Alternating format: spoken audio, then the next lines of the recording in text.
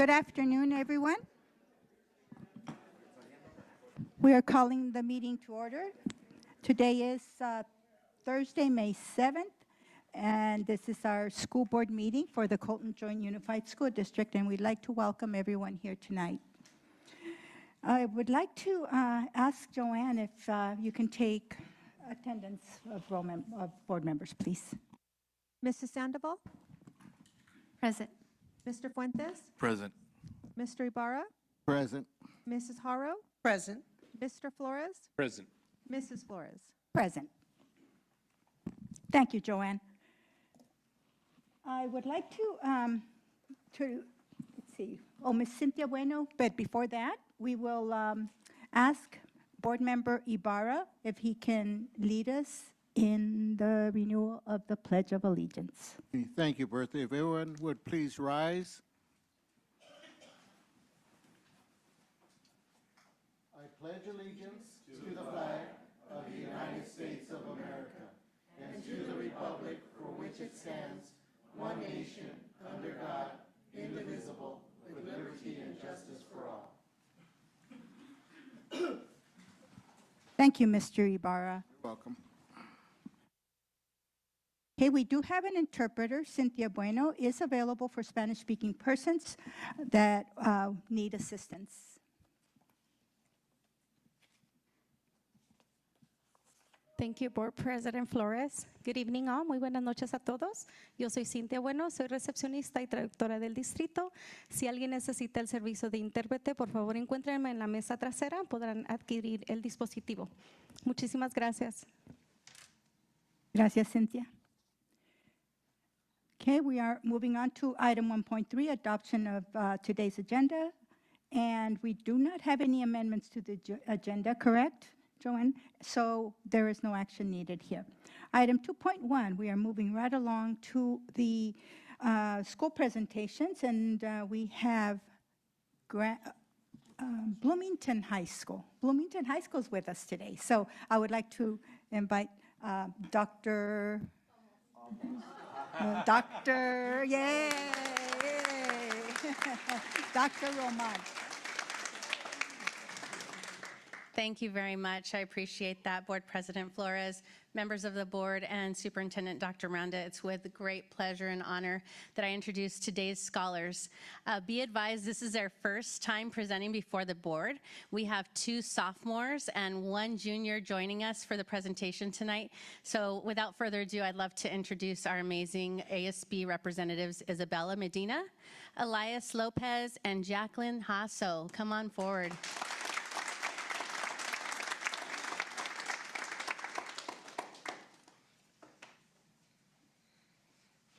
Good afternoon, board members, and thank you for being here. My name is Isabella Medina. I am an ASB leader, and I'm joined today by my peers Elias and Jacqueline. I'll be starting off today's academic portion of the presentation. BHS recently celebrated Newcomer Day, recognizing and welcoming students who are new to our school community and country. The event gave students an opportunity to connect with peers, staff, and campus resources, while celebrating the diversity and culture that make our school stronger. BHS recently celebrated the Avid Stoll ceremony, honoring graduating seniors for their dedication and commitment throughout their middle school and or high school Avid journey. During this ceremony, students were proudly recognized with their graduation stolls as a symbol of perseverance, leadership, and academic success. Several seniors were also awarded scholarships in recognition of their hard work, determination, and achievements both inside and outside the classroom. This semester, BHS also completed CAS testing for students in science, math, and English language arts. Staff and students worked together to ensure testing ran smoothly and that students were prepared and supported throughout the process. We appreciate the hard work of our teachers, testing coordinators, and students for their effort and participation during testing season.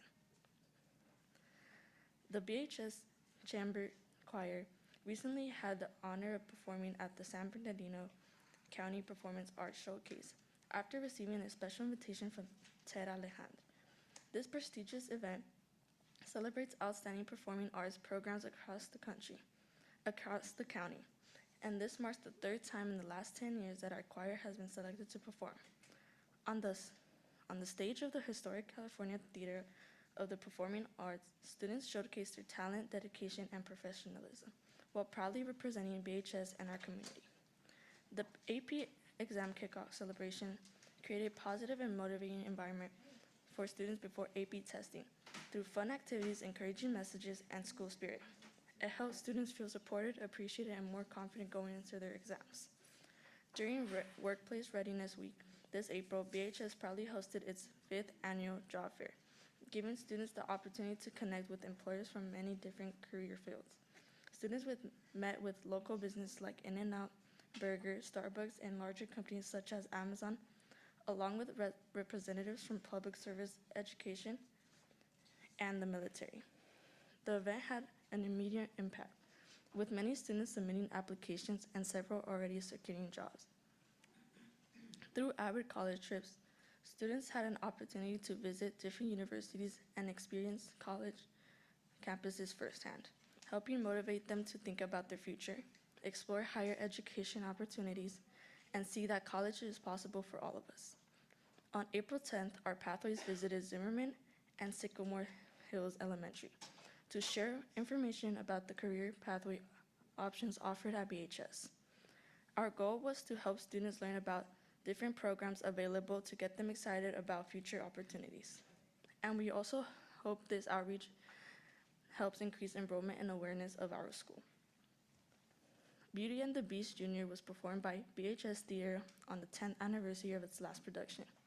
The show was performed for over 500 students from Cypress Elementary, along with an evening show and a manatee, raising over $4,000. Students, staff, and community members praised the performance, especially the singing, dancing, and technical work. Last month, staff created a wonderful environment and hosted a lunch for the top 20 students in the junior class. The students received their gown for graduation ceremony on the 27th. Students were excited not only for graduation, but to have the privilege of being on honor guard. On May 14th, BHS hosted the Senior Scholarships and Longevity Night. During the ceremony, seniors were recognized for their involvement throughout their high school career. These awards include medals, certificates, stoles, and even scholarships. Congratulations to all the senior Bruins who received awards and the staff for making this event possible. Thank you for listening to the academic portion of this presentation. I hope you all learn more about the academic side of our school. Now I want to introduce you to my classmate Elias, who will present the athletics portion of this presentation. Thank you.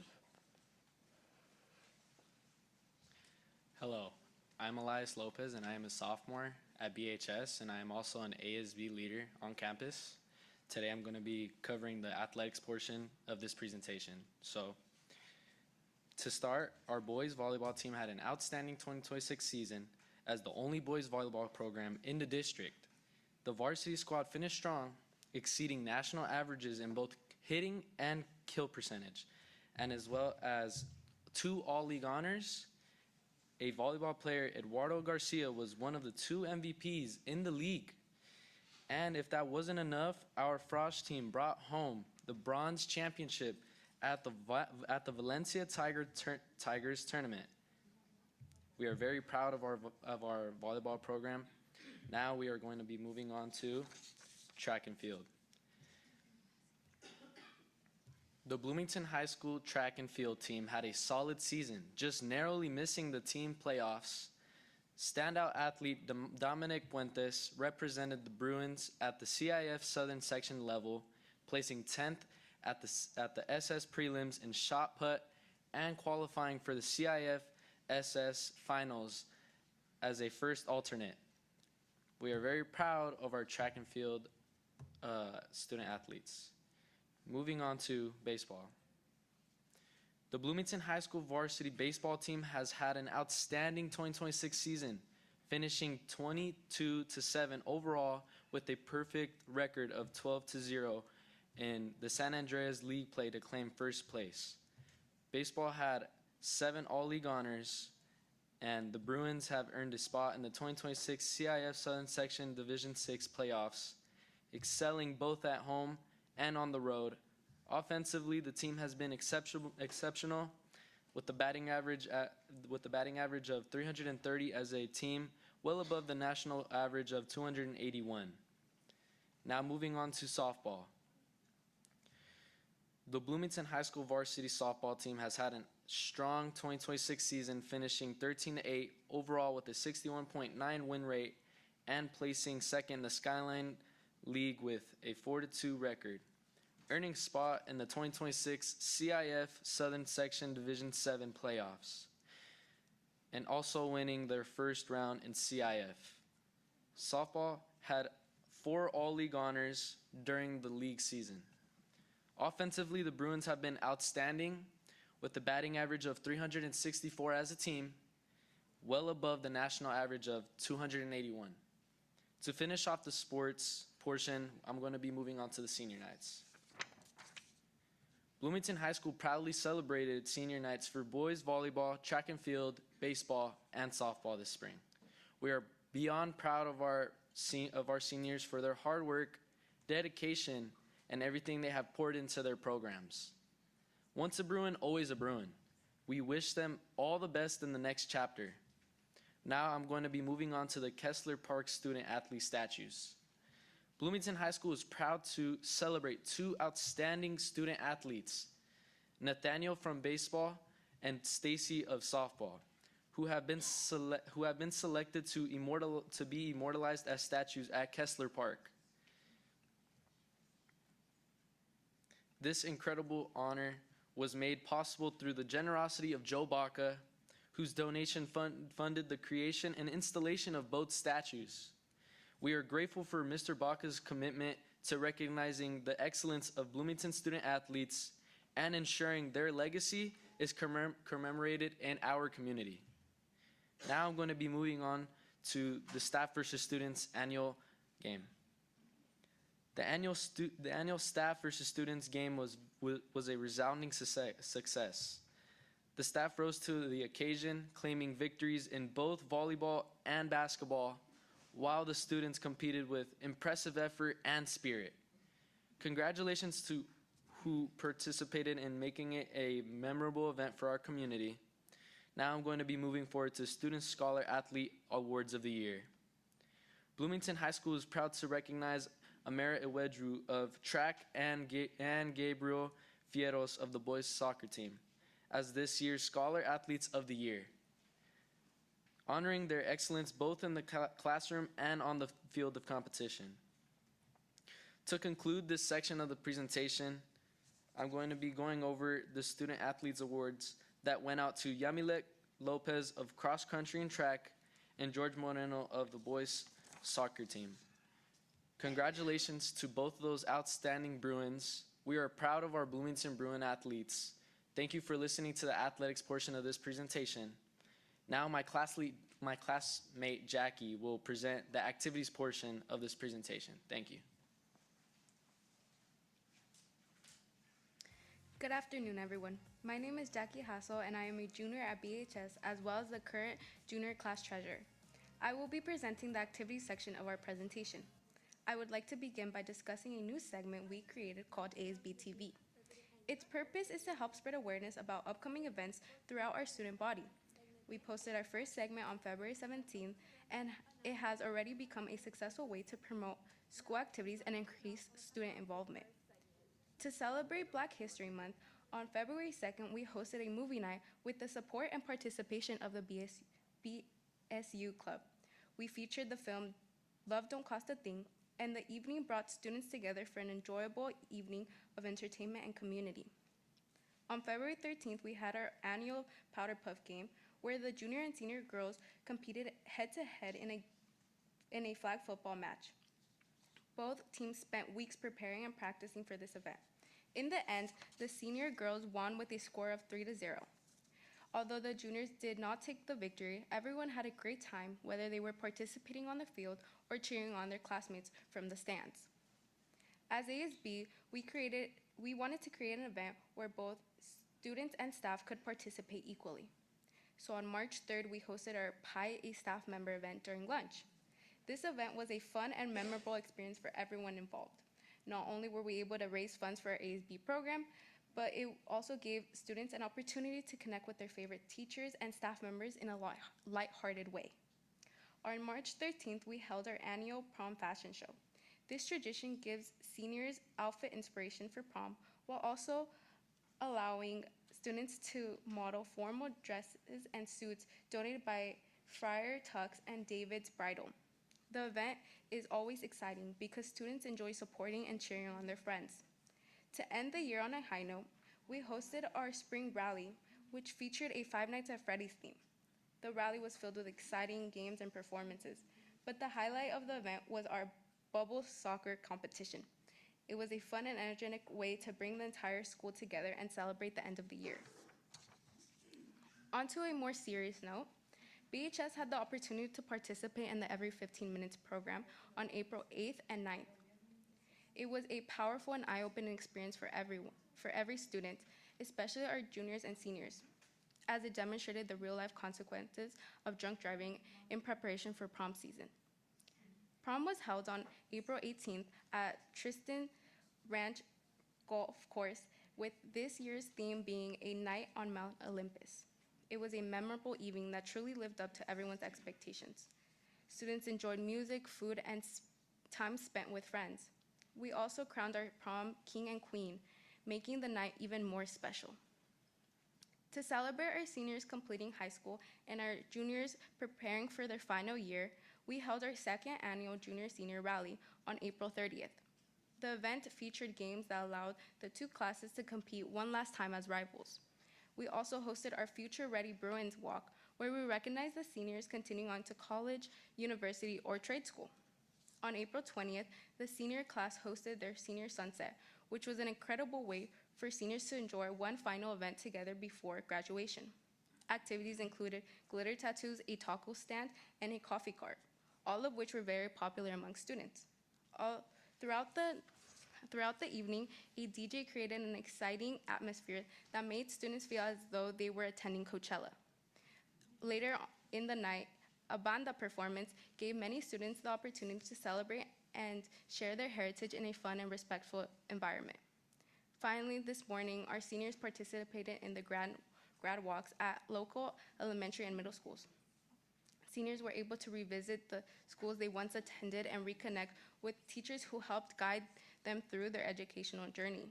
It was both an emotional and joyful experience as students reflected on how far they have come and look ahead to their future. This will conclude the activities portion, and thank you for listening to our presentation. Okay, let's give him a hand. Wonderful. Oh, please stay. Okay.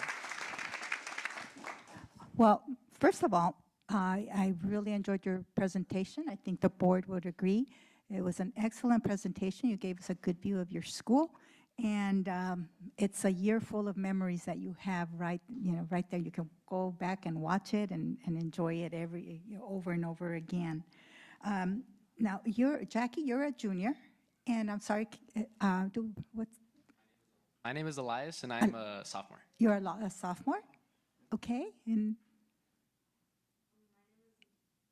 My name is Isabella, and I'm a sophomore as well. okay, wow, so you'll be here next year, and you'll get better and better at this, and I know we'll see you here next year, because this is the last one of the year.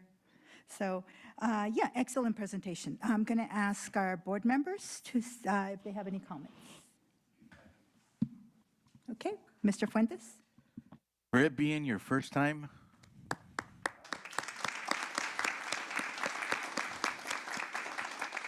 it's never easy having to stand up there and then having to talk and share, and especially when you have background slides that are going through.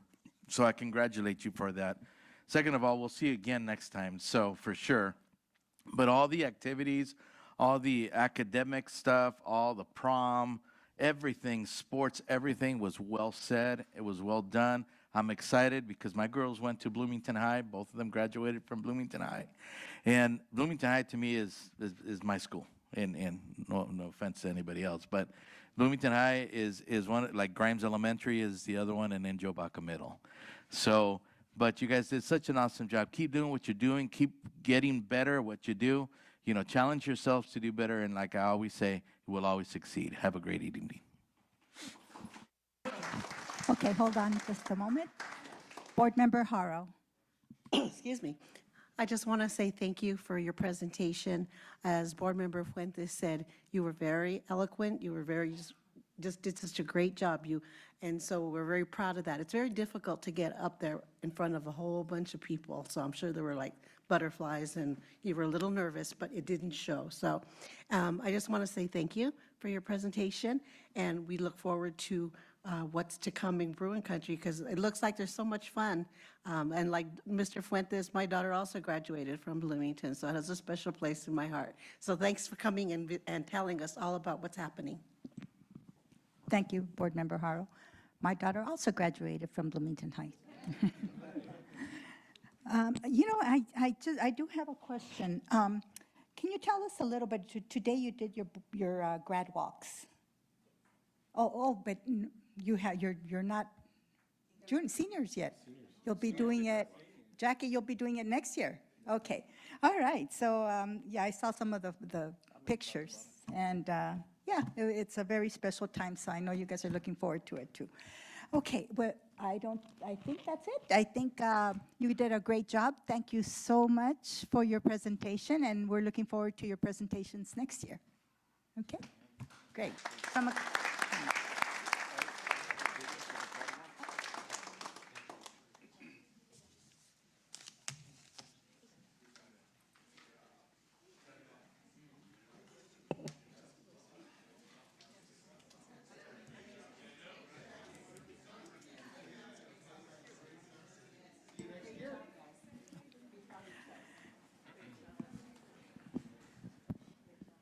Yeah, these presentations are the highlights of our board meetings every month. Just for clarification, this is the board meeting May 21st, 2026. If anybody was listening, we started up with the wrong date. So this is Thursday, May 21st, just for clarification. Okay, so now we're moving on to special presentations. We have Bloomington High School again. We have every 15 minutes, again, Principal Dr. Roman to the podium. I like the sound of it.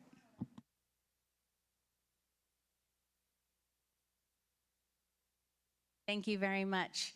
I'm going to pass today's presentation and introduction over to our assistant principal, Mr. Brian Pope, and I appreciate the introduction as doctor. I am soon to be doctor. I need to defend still, but I have finished all my coursework and I've written all 5 chapters, so now I'm in the revision process for those of you who know that labor of love. So I'll pass that over to Mr. Pope right now to introduce everyone. Thank you.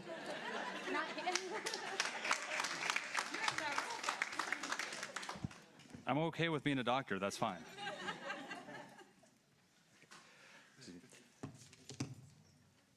Okay, good evening, Board President Flores, board members, Superintendent Dr. Miranda, and esteemed members of the audience. On behalf of the staff and students of Bloomington High School, I would like to take a moment to sincerely thank the many individuals and organizations who made this year's Every 15 Minutes program such a meaningful and impactful experience for our students. First, we want to extend our deepest gratitude to Colton Joint Unified School District for its unwavering support in helping mold our youth, not only through education, but by shaping tomorrow's leaders. Programs like Every 15 Minutes demonstrate the district's commitment to ensuring students receive real-world experiences that help prepare them to make responsible choices, grow as individuals, and positively impact their communities. We are incredibly thankful for your continued support and partnership of the partnership of your district leadership. Next, we'd like to recognize and thank the California Highway Patrol. Every 15 Minutes is a CHP program, and it has truly been a privilege to work hand in hand with their team throughout this process. The professionalism, dedication, and compassion demonstrated by these officers made this collaboration a genuinely delightful experience. Your leadership and commitment to educating students about the dangers and consequences of impaired and distracted driving made a tremendous impact on our campus community. We also want to extend our heartfelt appreciation to the San Bernardino County Sheriff's Department, including its deputies, the staff from the West Valley Detention Center, and the Coroner's Office, for the professionalism, realism, and care you brought to this program. Thank you for helping our students better understand the real-life consequences that can result from one poor decision. A sincere thank you also goes out to San Bernardino County Fire Department, American Medical Response Team, Arrowhead Regional Medical Center, and Pepe's Tow Yard for your time, expertise, equipment, and support in helping create an authentic and unforgettable learning experience for our students. What our students witnessed over these 2 days was far more than a simulation. It was an eye-opening experience that sparked reflection, meaningful conversations, and a deeper understanding of how quickly lives can change because of one poor decision. The emotional impact this program had on our students is a direct reflection of the effort, coordination, and compassion shown by every agency and individual involved. To all of our partners, thank you for your service, your collaboration, and your commitment to the safety and future of our students. We truly appreciate everything you have done to make this year's Every 15-Minute program such a powerful success. I have with us today some of our students that participated in the event. I also have some of our partners in the back here, and with your permission, we'd like to present them with certificates of appreciation.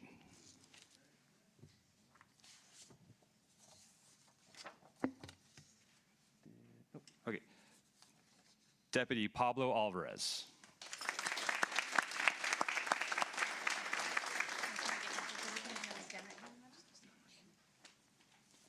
Deputy Stephen Ramirez.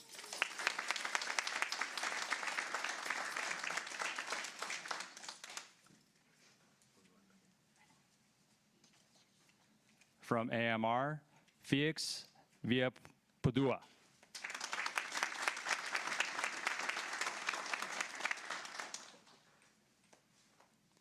From AMR, Alex Flores.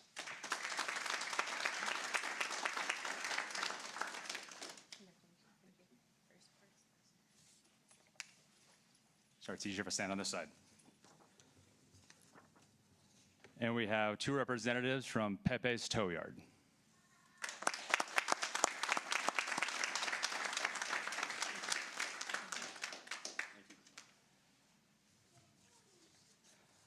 For our students who also have a special gift for executive cabinet and board members, I have Delilah Acosta.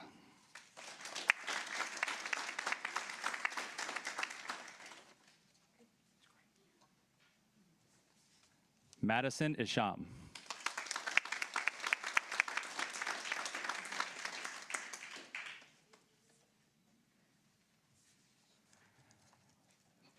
The magic behind the makeup, Natasha Cervantes did it all herself.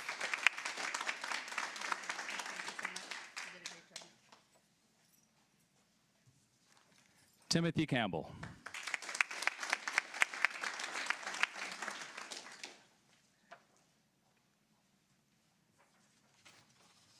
Jordan Castrajon.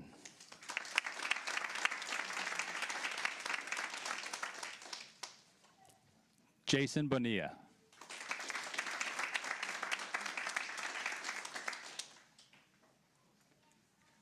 Ivan Meza Sainz.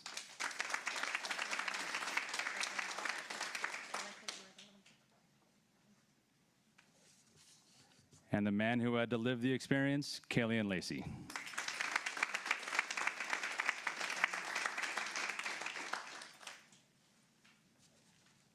Ladies and gentlemen, thank you very much.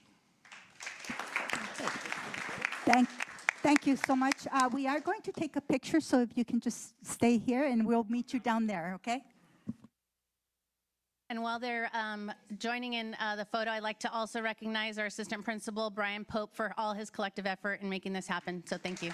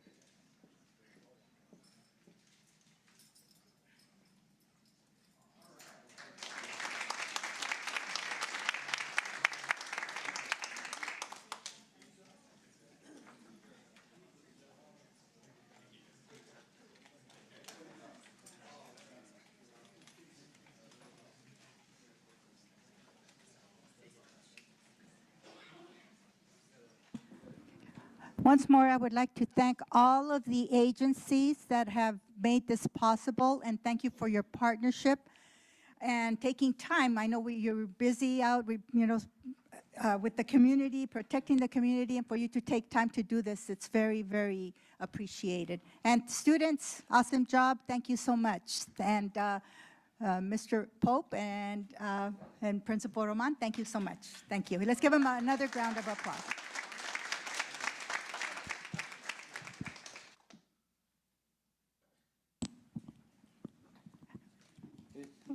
Can I add to something that I think, Kay, you can help me out too? The video that Eric Perez produced for the 15-minute for this, I think it was shared with a lot of the agencies across the board.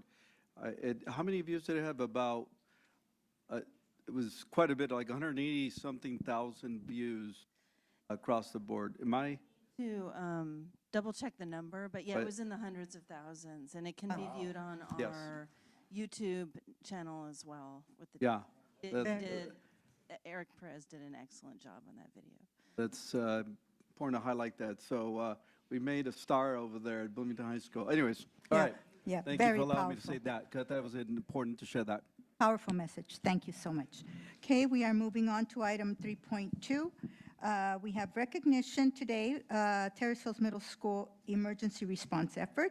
I would like to invite Assistant Superintendent Dr. Ortiz to the podium.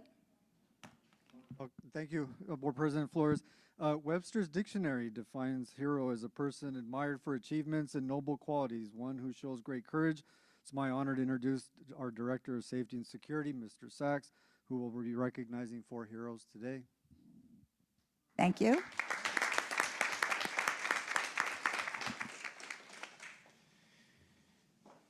Good evening, Board President, members of the board, Superintendent Dr. Miranda, Executive Cabinet, and those of which the folks that we serve, the community members of the district, whether you're in this room or online. My name is John Sachs. I'm the Director of Safety and Security Services, and with me I have. Hi, I'm Sarita Afadonis, the principal at Terrace Hills Middle School. David Bell, the Director of Maintenance and Operations. And collectively, we are here to recognize the following employees for acts of courage and initiative that exceeded the normal call for duty.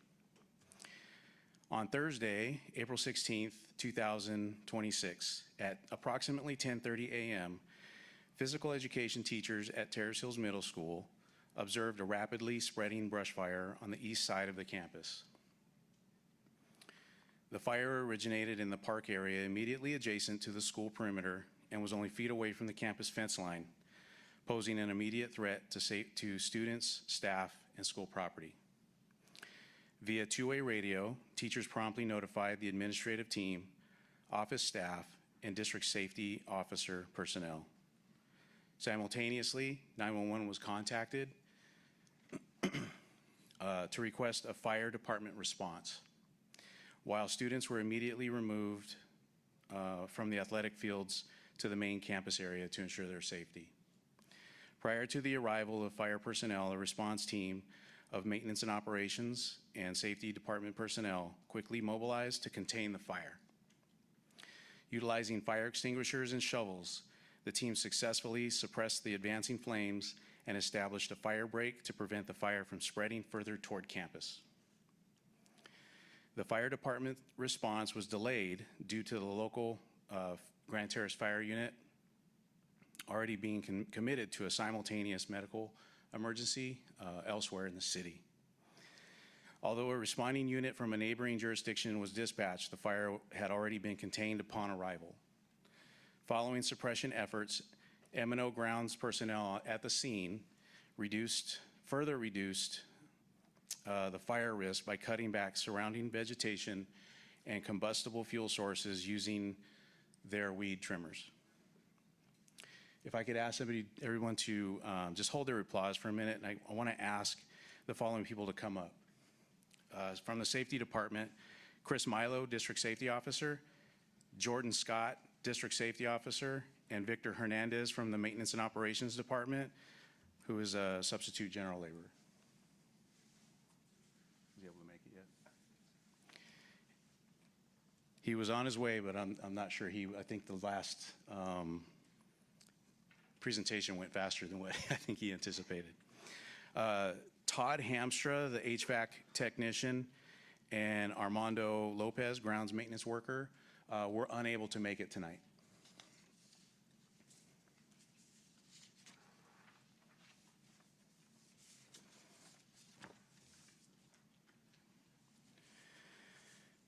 These individuals were instrumental in preventing the fire from reaching the Terrace Hills Middle School campus. Their willingness to take immediate action before emergency responders arrived demonstrated exceptional courage, composure under pressure, teamwork, and dedication to the safety of students, staff at the school, as well as the broader Grand Terrace community. These employees are hereby recognized with a commendation for their professionalism, decisive action, and unwavering commitment to service. And I might add, in the spirit of celebrating classified employees this week, it is more fitting that their actions are recognized tonight,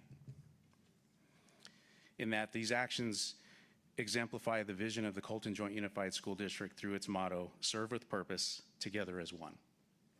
Please join me with gratitude to thank these fellows for here. Yes. I would like to invite Assistant Superintendent Greg Fromm to make a few comments as well. This is a clear example of serving with purpose in our district. And we're going to put the spotlight on you tonight also for the spotlight on excellence. We want to present you with our first officer certificate. Victor, not here.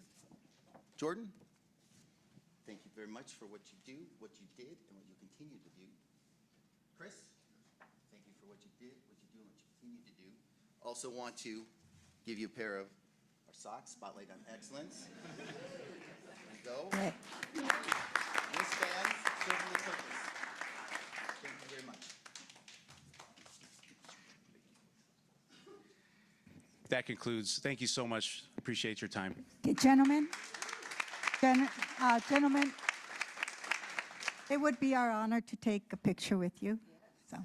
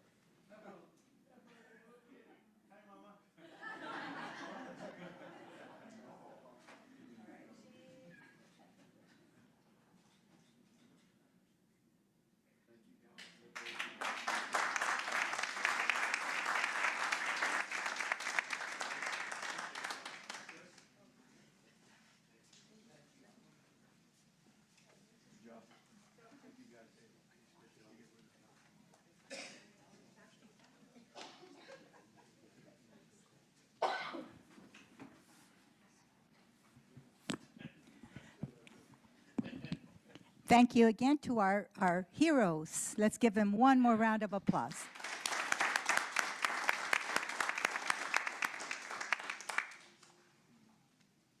Okay, we are moving on to item 3.3, introduction of new management.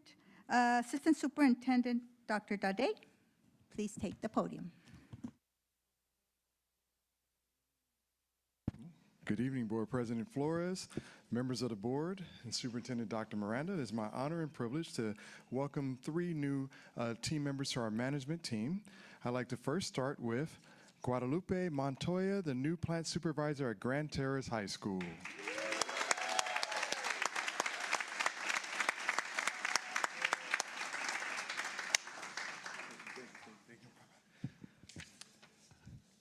Guadalupe, also known as Lupe, has been an operations manager.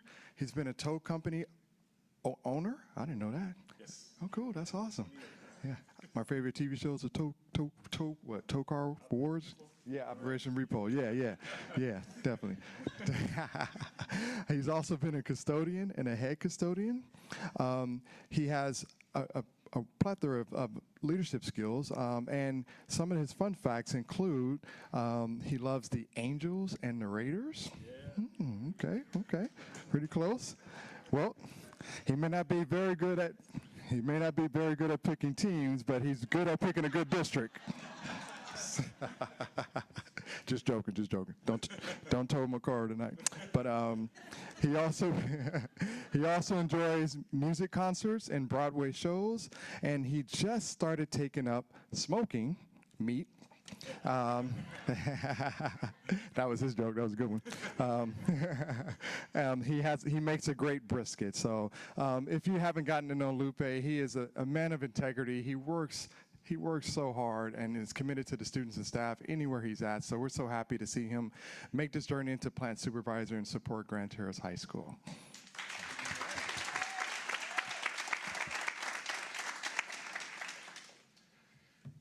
Good evening, board President Flores. Board members, Dr. Miranda, executive cabinet, and members of the audience. I want to say thank you for this opportunity to serve CJUSD in this new role as plant supervisor at GTHS, Grand Terrace High School. Thank you to Mr. Neighbors and all those involved for taking a chance on me. I'd also like to thank Eric and Cecil for starting up the Leadership Academy, where I learned a lot. I also want to thank my wife for always supporting me, encouraging me, and standing by my side through every step of this journey. Her support has meant everything to me. I'm very proud to be part of the CJUSD. Thank you.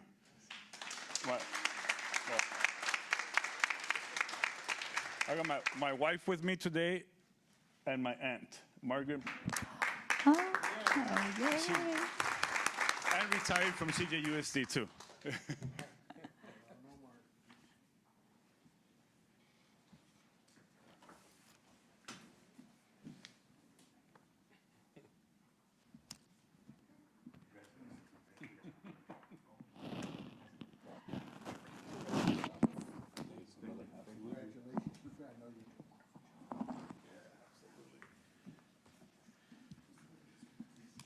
More round of applause for Lupe, please.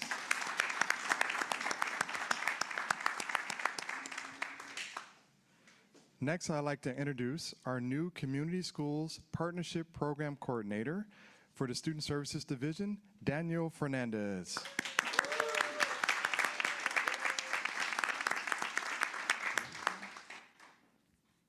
So Danielle has been with the district for quite some time, but started her career in education off as a science teacher, and then that was 9 through 12. She's also taught at the middle school.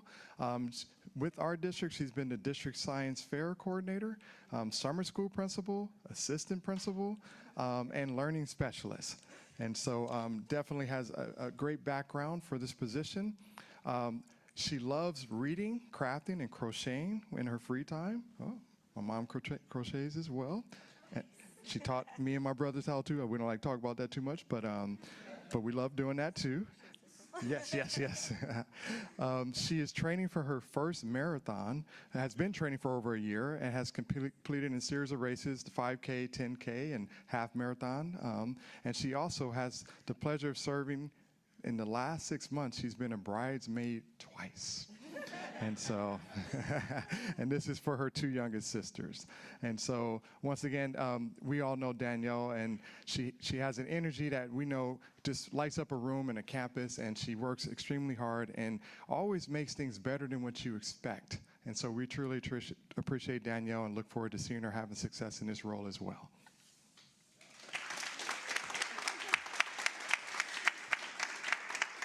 Thank you. Thank you for that introduction, and thank you for the opportunity to serve amongst all of these Colton educators.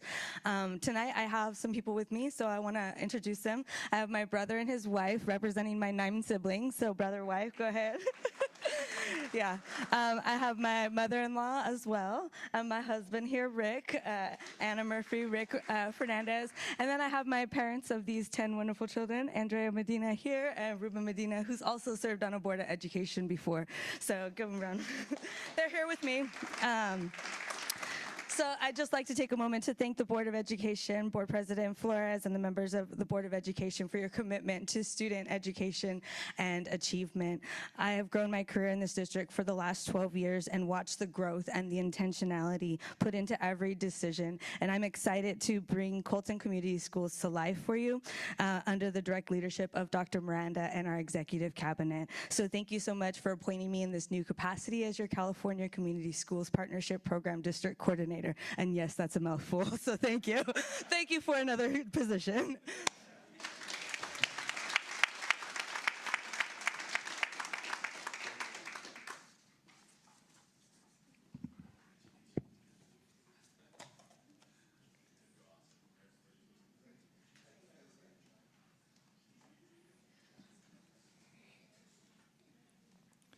One more round of applause for Danielle, please.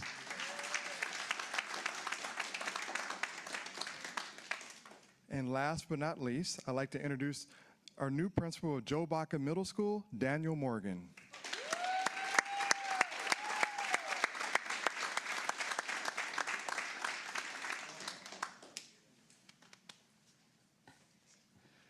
So Daniel has also been in our district for quite some time. He has spent approximately, 20 years in our district? 22 years. And so in those 22 years, he's been an elementary teacher, an assistant principal, and principal. He has a wonderful family, which you'll get to meet in a few minutes here. But to add to his leadership feather in his cap, he is a doctoral candidate for educational leadership at San Diego State University, and his dissertation is evaluating professional learning communities, which exist at his school, because he believes that great leaders never stop learning. He is so honored to be the new principal at Joe Baca and is looking forward to working with the community and alongside of the students, family, and staff. His wife is also a principal, and I asked him the other day, who's better? And he said, yes, dear. So a great answer. He has two wonderful children, a son who plays football and a daughter who performs in the band. And so most of their evenings are spent, weekends, and all their free time is spent doing that and cheering them on. And outside of work, he enjoys golf, paddleboarding, and camping with his family. So once again, I've gotten to know Daniel over the years, and we've all got to watch him grow, and just so excited for him to take his skills and his even keel, his poise, his love for his community to the Joe Baca community. So Daniel Morgan.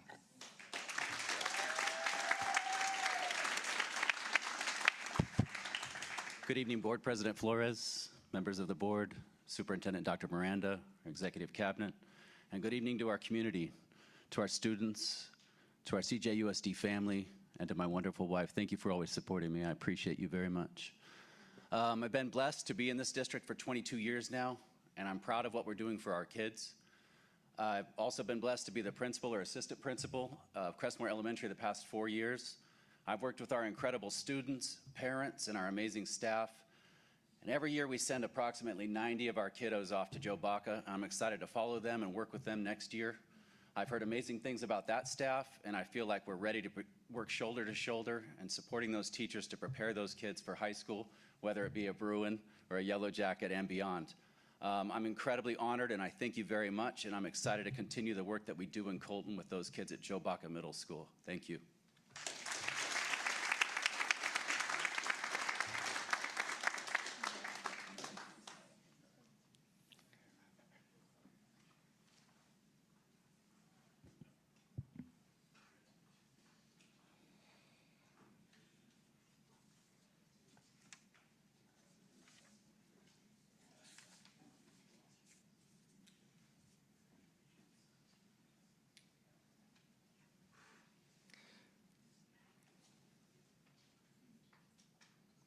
One more round of applause for Daniel, please. And that concludes my presentation for this evening. Thank you. Thank you, Dr. Dade. We are moving on to item 3.4, Board of Education Self-Evaluation.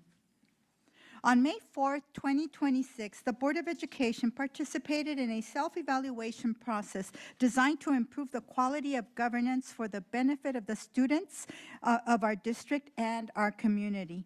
The self-evaluation was an excellent opportunity to have open dialogue with fellow board members, to share out our own values and beliefs, and to hear other perspectives, all while working towards the goal of becoming a stronger Board of Education. The self-evaluation concentrated on areas that have a direct impact on the board's effectiveness.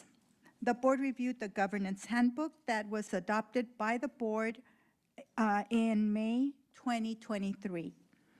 At the May 4th, 2023 special board meeting, the Board of Education developed a governance handbook, and at the June 2024 and May 2025 special board meetings, the board collectively made revisions to the handbook.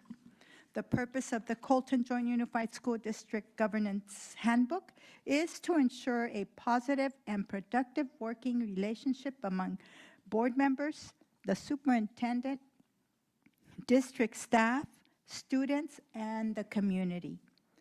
The protocols were developed for and by the members of the governance team. The governance workshop assists in clarifying roles, increasing effectiveness, extending understanding, and improving the quality of governance. The board holds a unified belief that all students can learn if provided the support and the programs to meet their needs.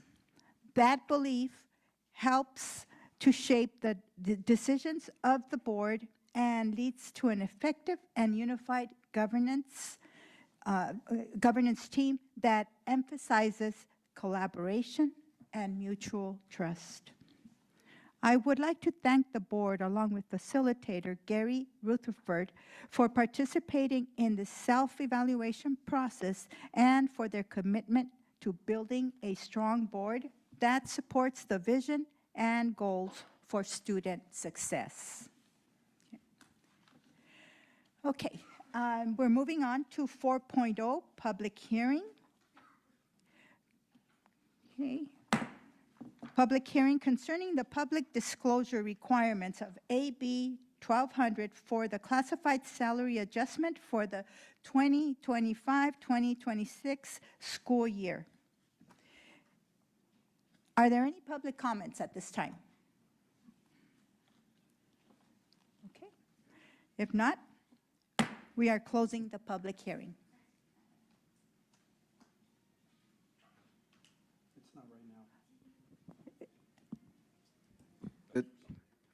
Is this for public comment? Okay, we're right in a few minutes. We'll call you up. Now we're on public comment. I would like to announce that we will be calling the public up, and you will have 3 minutes. And we were asking to please state your name and the area of your residence. The first public comment will be from Lisa Villa.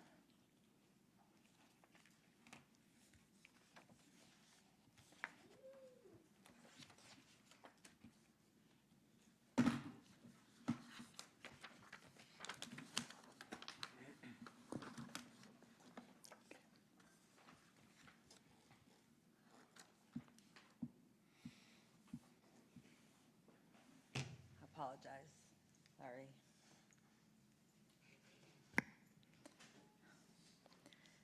Good evening, board members and community. I wanted to speak tonight because I've heard concerns and conversations about where my heart is when it comes to our communities and schools. I want to be very clear. Yes, I deeply care about Colton. I love my Colton town. Many of you know that. I even named my son Colton. That pride and love runs deep for me. But loving Colton does not mean I don't care about Bloomington or Grand Terrace. I love all three of our communities. What I am saying and what I think deserves an honest conversation is that sometimes Colton feels underserved. Saying that is not criticism of Bloomington or Grand Terrace, and it is certainly not saying that they don't deserve support, investment, or success. They absolutely do. Every child in this district deserves the best opportunities, resources, and schools possible. My concern has always been about making sure no community feels overlooked and that every school receives what it needs to thrive. I respect when people advocate strongly for the communities they love. I appreciate the passion people bring for Bloomington, just as I appreciate parents and board members who advocate for the schools their own children attend. That kind of care matters. It shows investment. It shows commitment. But for me, advocacy for one community should never mean division between communities. I believe we can support Colton while also uplifting Bloomington and Grand Terrace. These are not competing priorities. Our district is strongest when all three communities move forward together. As many of you know, I have considered running for school board because I care deeply about the future of this district. No one should have went through what I went through as an employee, parent, and community member. We need fresh perspectives and ideas, and if I ever have the honor to serve, my commitment would be to every student, every parent, every teacher, and every campus, Colton, Bloomington, and Grand Terrace. I want distinguished schools in all three communities because our children deserve nothing less. At the end of the day, this isn't about favoritism. It's about fairness, unity, making every community feel seen, heard, and supported. Thank you. Thank you, Ms. Villa. Next person is Pierce Eatman.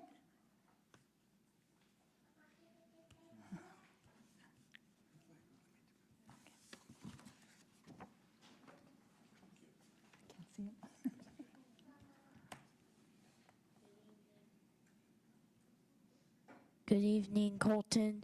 My name is Pierce. I am a third grader at Savant Preparatory Academy of Business. 2 years ago, I started my own small business, Bracelet Shop Pens by Pierce. A portion of my sales go to Helping Hounds, my charity that helps homeless people care for their dogs. With guidance from my family, opportunity from my school, and support from my community, both my shop and charity are strong. Today, I want your help with something bigger. We can be the beginning to end of systemic racism. Sometimes people whose job is to help people treat certain people bad because how they look, what they believe, or where they are from. This isn't about changing rules, it's about changing hearts. Kids who look like me need to see a sign to let us know a person like a police officer or a teacher won't hurt us, and they will treat us with the kindness they would treat their own kid with. I need 3 things from you. 1, a promise to be a safe space. When a homeless person or anyone different asks you for help, you will treat them like you're looking in a mirror. 2, wear my button so kids and people will see a sign that you won't hurt us. 3, tell everyone about safe space and it will grow. Shout out to Darren, Aaron, and Hunter. These Colton firefighters are the first to wear my buttons. And thank you to Mr. John Echeverria, my city council rep, for his support. Thank you.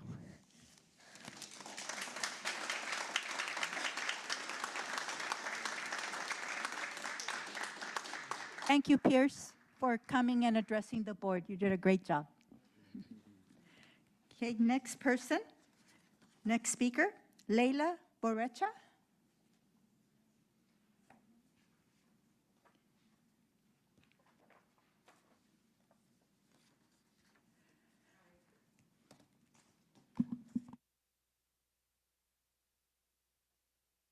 Sorry, I apologize. When I wrote this, I was not doing it with the time, so. Okay. Good evening, members of the board and community. My name is Layla Baricha Christian, and I'm a parent of a senior student athlete that goes to Grand Terrace High School. He's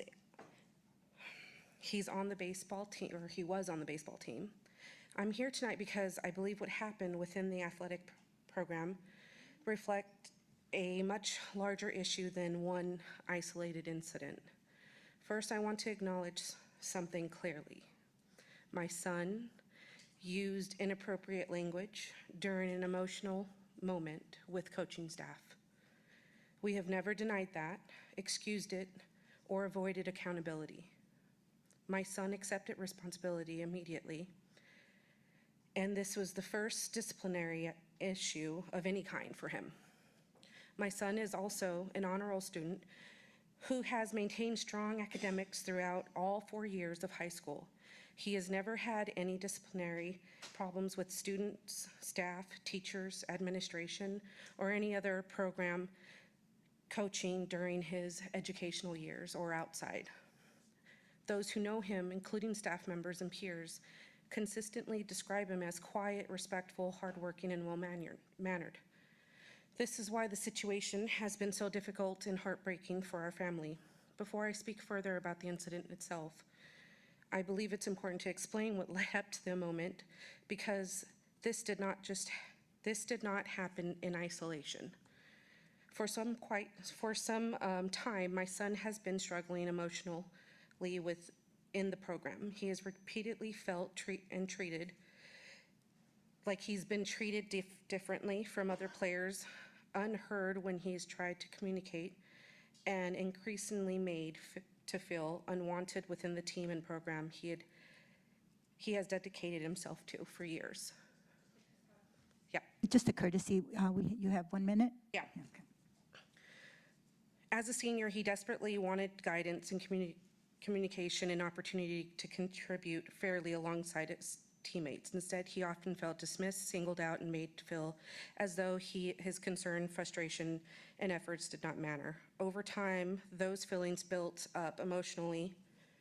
Multiple players later confirmed to the admin that they also noticed difference in how my son was treated compared to the others. This situation ultimately escalated during an interaction with an assistant coach that my son experienced as hostile, dismissive, and provoking. In that moment, the comments and behavior from the coach made my son to feel everything he has already been feeling for months. That was unwanted, disliked, and treated differently. Had just been confirmed in that one moment. Sorry. Okay. Okay, we're going to have staff reach out to you. If you can leave your information with us, and they will be reaching out to you. Thank you for coming.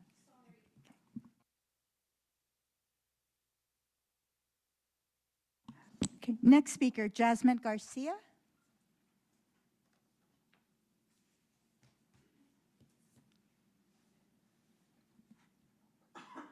Buenas tardes. Queremos añadir nada más de brevemente. Como familias compartimos las mismas preocupaciones expresadas esta noche. Lo que está ocurriendo en Lincoln no es nuevo ni aislado, es un patrón que se ha estado continuando durante mucho tiempo, a pesar de los esfuerzos constantes que hemos dado las familias por involucrarse, hacer preguntas y buscar respuestas reales. Hemos participado de buena fe. Hemos asistido a reuniones, seguido procesos Vamos y tratando a pedirle que pare un momento para que pueda venir a traducir lo que está diciendo. ¿Sí? And Dr. Miranda, for the record, this is not the first time we've had to note this, it is 6 minutes, just so we're clear. The time doubles for translation services. We want to make sure that all the time is allotted appropriately. Okay. That's the law. Wrap up. These parents are here representing Lincoln. She says she's here respectfully. These are not isolated concerns. This is an ongoing issue. They feel like they have expressed them, but they're here to follow up with more current events that have happened. Okay. Hemos participado de buena fe, hemos asistido en reuniones, seguido en procesos, tratando de colaborar. Sin embargo, lo que muchas familias han experimentado constantemente es falta de respeto, poca transparencia y ausencia de respuestas claras y preocupaciones legítimas. Existe una desconexión seria entre lo que se comunica a nivel del distrito y lo que se les dice a las familias que viven todos los días en la escuela. Esa desconexión ya no puede seguir siendo ignorada, porque ha generado frustración, confusión y una profunda pérdida de confianza. También es inaceptable la falta de seguimiento y de responsabilidad. Las familias han sido pacientes, hemos presentado inquietudes repetitivamente, y hemos pedido apoyo concreto y aún así los mismos problemas siguen continuando sin cambios reales. Esto no es un incidente aislado, ni una sola situación, ni una sola persona. Es una realidad sostenida que ha afectado directamente a los estudiantes, familias y personal de esta comunidad escolar. No estamos aquí para crear conflicto, estamos aquí porque ya no es sostenible seguir operando con este nivel de falta de respuesta y falta de acción. Por eso lo decimos con claridad, exigimos rendición de encuestas reales, comunicación transparente Si y puede, cambios puede concretos. parar un momento para darle oportunidad.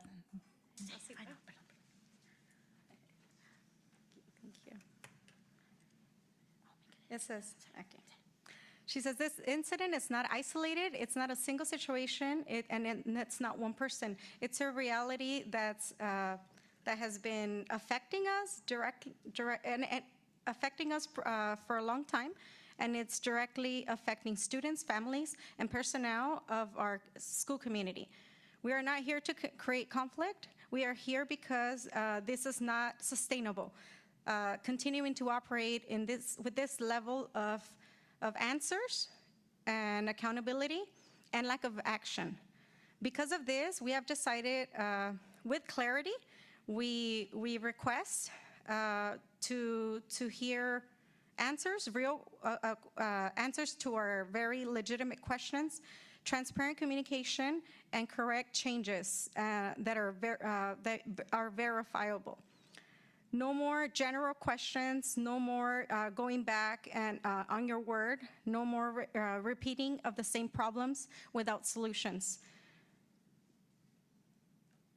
Before more families lose confidence and faith in the district, or that they feel obligated to withdraw or to leave, we need real action. Muchas gracias. Muchas gracias. And I left you each copies for each member about what happened today.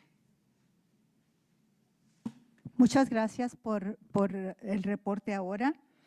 Esta mesa directiva tiene la mayor intención de resolver los problemas y vamos a estar trabajando con ustedes. Okay, this Board of Education is very concerned, and we hear you, and we will continue to work with you. Thank you so much. Okay, we are moving on. Okay, we are moving on to 6.0. We have an administrative presentation, design plan update, and Dr.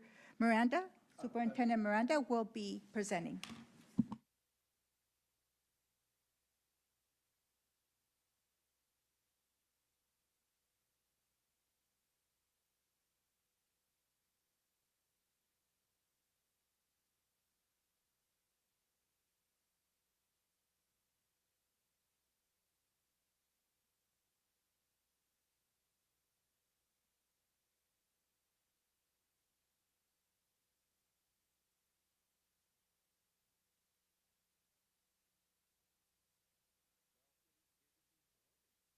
culprit of this now, right? So it is just great to be here this evening. Thank you, Board President, board members, Executive Cabinet, and members of the audience who are here in person and online. I know we have members online too. As our design advisory team gets here, you'll see them in a minute. They'll be coming up, and we'll be doing a end of the year update to the board. It's part of our annual updates on our design plan that we have planned out here this evening. And we have just some incredible information to share with the board that provide. And with that, this evening, what you're going to hear in this report and on this slide, you see an outline of what you'll see what gets covered. Of course, we'll talk about the vision. And what this report really does to this evening, it's a culmination of the 5-year strategic investment that we have made here in Colton Joint Unified moving forward. So since its inception, the design plan, we've worked and we've embedded the design plan's philosophies and high expectations directly into our district standards. So what it does, it serves this as our North Star, the vision and design plan. So the vision, as I've talked about this all the time, is our what. Really representing is it where do we want to be in the future and for what we want to achieve as a district. And then the design plan is the how. And what's really important is the consistent execution of the plan over the last 5 years that we'll talk about, and how our plan over the 5 years has created change within our organization that's focused on what been really a driving force, that continuous growth and improvement.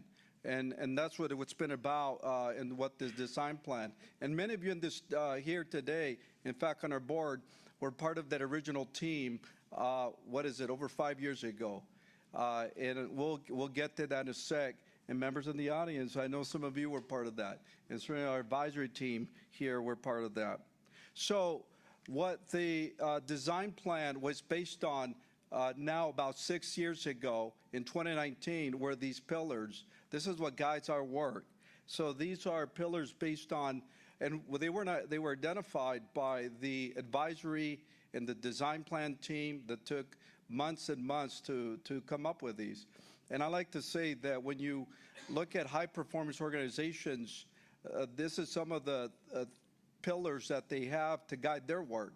So we adopted these over the last 5 years or so. Professional learning, we are a learning institution. And of course, professional learning has to be important. Providing that piece is critical. Creating that culture of continuous learning. Professionalism, in creating a learning organization that models expected behavior and that high standard. And we want, I'm using this term now, that we want to be the gold standard. And so also, and of course, equity. Equity has been at the center when you think of it, achievement, equity, and wellness.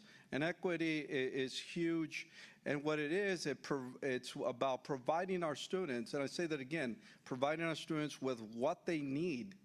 And we know that students have different needs across the district.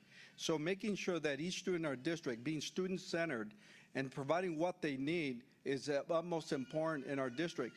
And it takes a village and all these folks here, and then some, because we have over 2,000 employees in our district, and we serve over 18,000 students. It takes a lot of folks to identify the needs and make those needs meet those needs, rather, at a high level. So those are our pillars. These are what guides our work, been guiding our work over the last 5 years. So tonight, you're going to get the task force updates. So with that, let me turn it over to Dr. Peterson for the next part, and you'll get to hear all the amazing work that's happening, and then I'll come back and conclude our presentation this evening. Dr. Peterson? Thank you, Dr. Miranda. Good evening. The members here represent our CJUSD Design Plan Advisory Team, and the core purpose of our Design Plan Advisory is to ensure that all areas of the design plan are being fully implemented and operationalized. To achieve this, our advisory team is met monthly, since the plan's inception. And so liaisons presented to you tonight are not only the dedicated members of this advisory, but they also serve as vital members and leaders within the various task forces. Each month, we receive updates on their progress, which gives us the opportunity to answer questions, provide guidance, and actively support their work. Additionally, the alignment work we will be continuing with NCE next year were first presented to this group to gather critical feedback and support before moving forward. And so we hope you enjoy hearing about some of the great things happening across our district, and I'll now turn it over to our director, Joda Murphy. I'm here today to talk about the professional learning team. And it's really like, I'm going to talk about some of our accomplishments, but I want to say, like, we understand that there's challenges in moving forward, as there is in every district initiative, but we're aware of those challenges, and we have a plan to address those challenges. And so I'm really excited about the expansion of this work because of the team of site leaders who are leading this charge, the professional learning team. We have members in here who believe in this work and continue to champion for the work and make suggestions for the work, and then obviously for our staff who is doing the work. This year, tomorrow, we're having our first elementary school cross-school inquiry share, where we're taking elementary teachers from different schools, and they're going to come together and they're going to talk about their inquiries, and they're going to share their learnings and findings and data. And really our goal for this is for us to eventually have a hub of resources where our teachers can go to and they can see where other schools have done similar inquiries with similar students and seeing the research behind what they've found to keep continuing that work. Next year, really at the request of our principals, we've developed criteria for our inquiry questions. So this can really guide our teachers and our staff who are engaged in this work so that they know this is what a quality inquiry question looks like, so they can continue to develop. Because as we know, our staff wants to do the very best that they can. They just need some exemplars in that area. Our site leaders have also asked for ways to measure the effectiveness of this work at their school sites. And so with their help, and with NCE help, my partner is back here, Yvonne. I hope she is waving to everyone. But we're coming up with an evidence framework so we can really look at it and to see where are our strengths in our collaboration and where are some areas to grow. And then next year, all of our schools are going to be embarking on the professional learning framework journey. And we're really, the site leaders have really talked about we need to make sure that we're focusing on data at all times. So just as a reminder of the professional learning framework, it starts up at the top where we're understanding the problem. So what we're doing is really looking at the data, we're seeing where our gaps are, and we're identifying a focus. And then we move on over to focusing our collective efforts. We're determining success criteria, and then we move on down to inquiry design. Whereas I feel like in mine, it's lesson planning for meetings and for trainings that we do. And for teachers, it's typically lesson planning for what's going on in the classroom. And then at the bottom, we implement and we observe in what's going on. And then notice we've also included in here that we want staff members, we're hoping that they go into each other's classrooms to observe the way they're teaching and they can learn from each other. And there's evidence of that already occurring. And then we finally go back and assess and reflect what is the data showing us, what did our findings tell us, so we can go back and we can keep looping through this. I want to talk also about the inquiries, because our inquiries are always grounded in continuous improvement cycle, which is always grounded in the professional learning framework that the original group of teachers and instructional assistant and some site administrators, they created based on research. And our teachers are focusing on really student learning and problems of practice, which they're interested in and they care about it and they want to learn something about it. And if you look at adult learning, and that's really where our district office staff, our extended cabinet, our executive cabinet, where they're doing inquiries, our CPSs at the district office, where they're focusing on adult learning and they're looking at what happens when they try these different things with our staff members. And on the right-hand side of the page is talking about our executive cabinet did an inquiry cycle around the graduation rate, and our extended cabinet is doing an inquiry cycle around the employee attendance. And so I want to highlight the fact this isn't something that we do to our teachers, and we do this to our staff. If you see in the bottom photograph here, this is Dr. Miranda, who's presenting in the consultancy protocol about his inquiry work. And I want to keep highlighting that because it kind of blew the teachers away when we were sharing this information at the secondary cross-school inquiry share. And finally, I just want to remind you of it was very important to the original group that when we created the professional learning framework, that the way people embark on this continuous improvement cycle was contingent upon what the school culture believes in. So we weren't mandating this is the one way that you have to do it. And if you notice, this is all in a line. There's not one journey that's more important than the other. And some of our school sites have been focusing on teaching for effective learning. All of our staff members are engaged in a PDSI cycle with our MEL students. We have some of our sites who they just know and they understand the professional learning framework, and they're guiding their staff through that process. Our new teachers, CTI induction program all involves the PDSA cycle. And then we also have a number of schools who are engaging in the professional learning community, like Solution Tree with DeFore, and a number of them have had contracts which they're having an advisor who's working directly with their teacher teams. No way is better than the others. It just depends upon what's working for their school. And next off, to talk about equity, I would like to introduce Dr. Nyree Clark.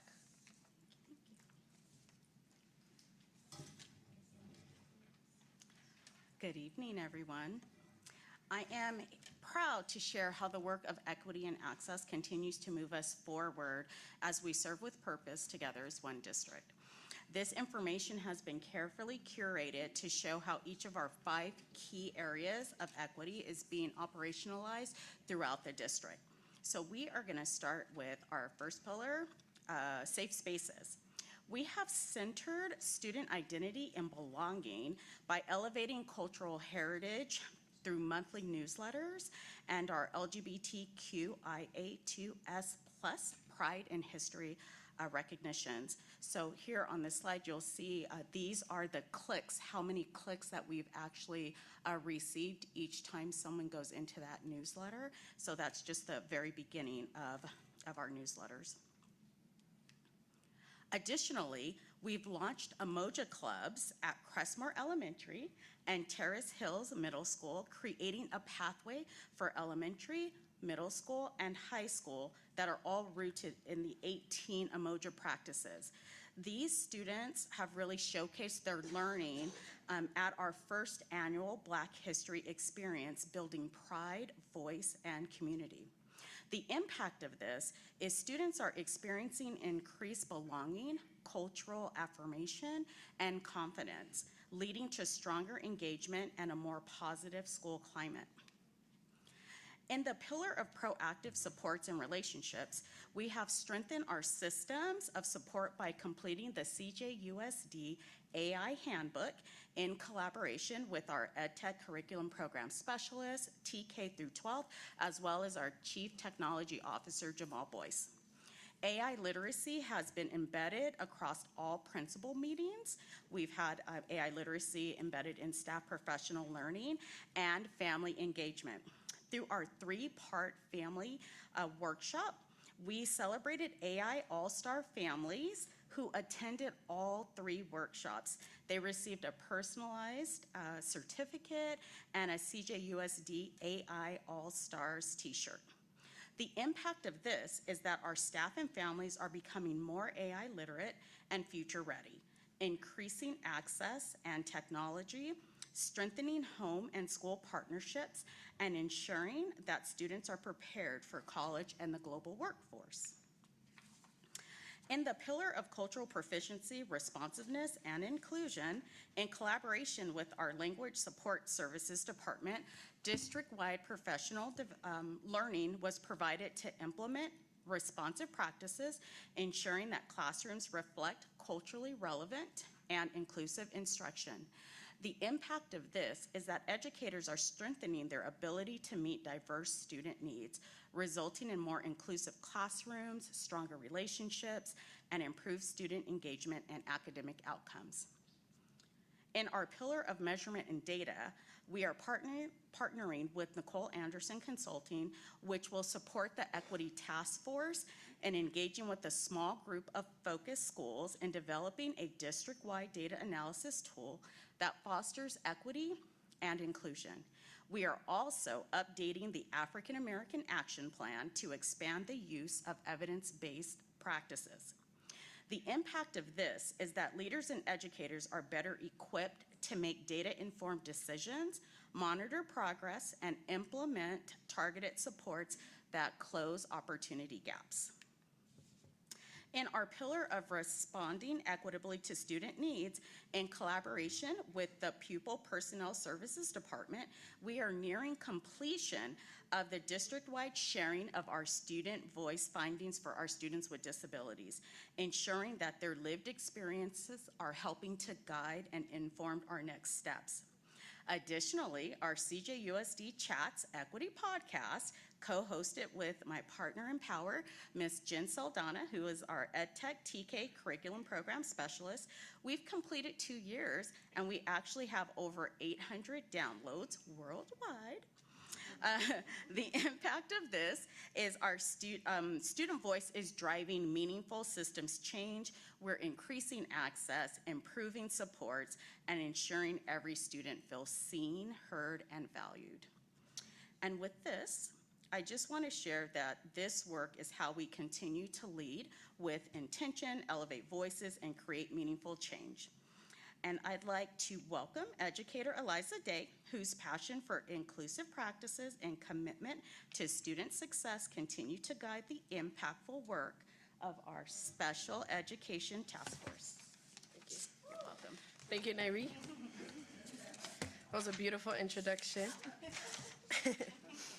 All right, good evening, everybody, especially Board President Ms. Flores, members of the board, Dr. Miranda, Executive Cabinet, and members of the community.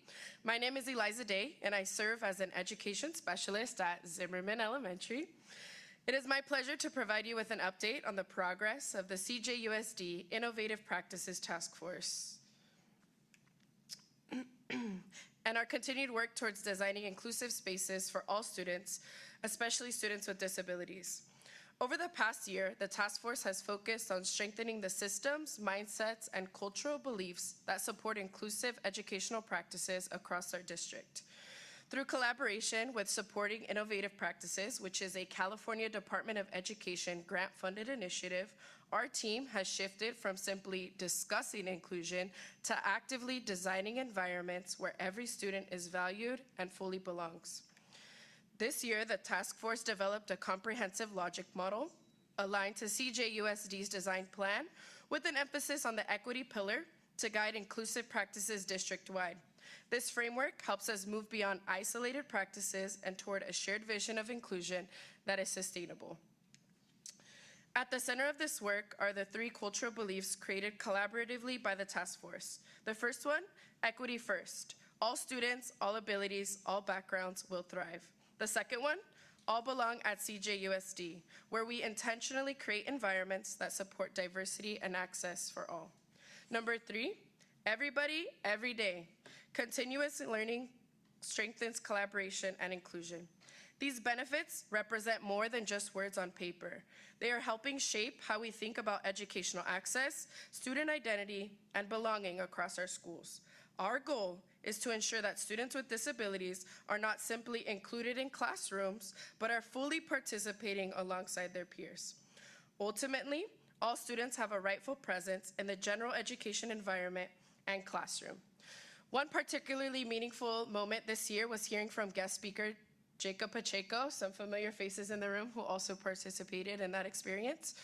We got to hear how he shared his lived experience navigating the challenges of cerebral palsy with the support of his educators. He reminded us the importance of creating spaces where students feel valued. His story inspired our collective commitment to building schools where inclusion is not just an initiative, but a mindset, We can't just do inclusion. We have to build inclusive culture on each campus. As we look ahead to the 2026-2027 school year, the task force will continue focusing on district-wide systems that support rightful presence. Our vision is clear. All students belong at their home school, and every staff member is responsible for all students. This work is more than a student's placement. It's about creating schools where students feel connected to their peers, they feel capable of achievement, and excited to learn every day. It is about hearing students say, "I love it here, teacher." Because as you mentioned earlier, we believe that all students can learn. On behalf of the entire innovative task force, I want to thank you. Together, we are building a district where inclusion is not just a practice, it is our culture. Every student, every day, in every classroom. I'm gonna pass it off to Ellie Carley.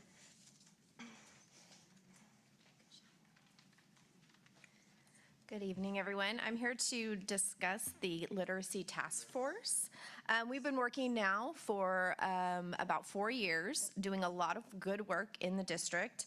And we've had our teachers just expand on early literacy with our students, and we've seen tremendous growth just in our data. So this year, we have been utilizing a reading screener as part of a legislative bill, SB 114, that would assist in the early detection of reading difficulties, including dyslexia in early learners. The requirement is that LEAs must annually screen all students in kindergarten through 2nd grade. Currently, we use the RAN, which is included with our current DIBELS assessment. The Literacy Task Force has made some new recommendations for the 26-27 school year to comply with the state timing requirements for the reading screener.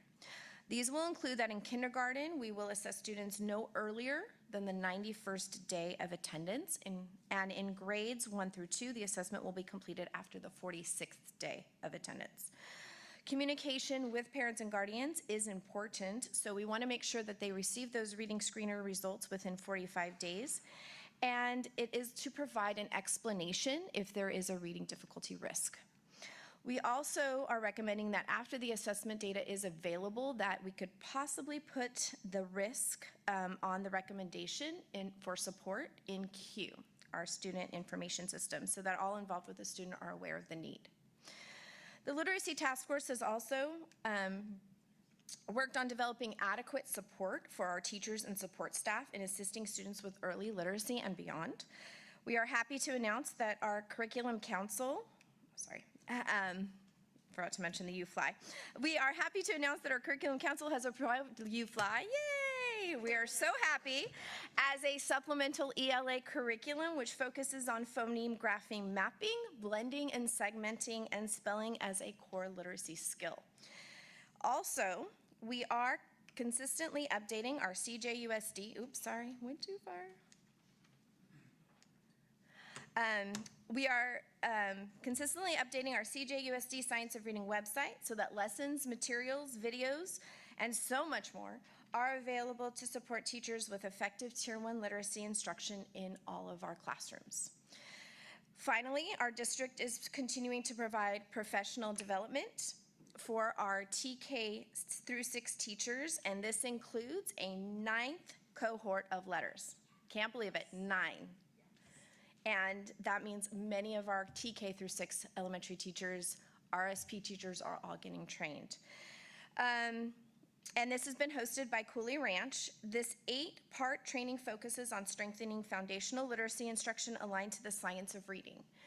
In 26 to 27 school year, teachers will also receive formal training in UFly, which in connection with letters supports the explicit systematic instruction in phonics, decoding, and encoding.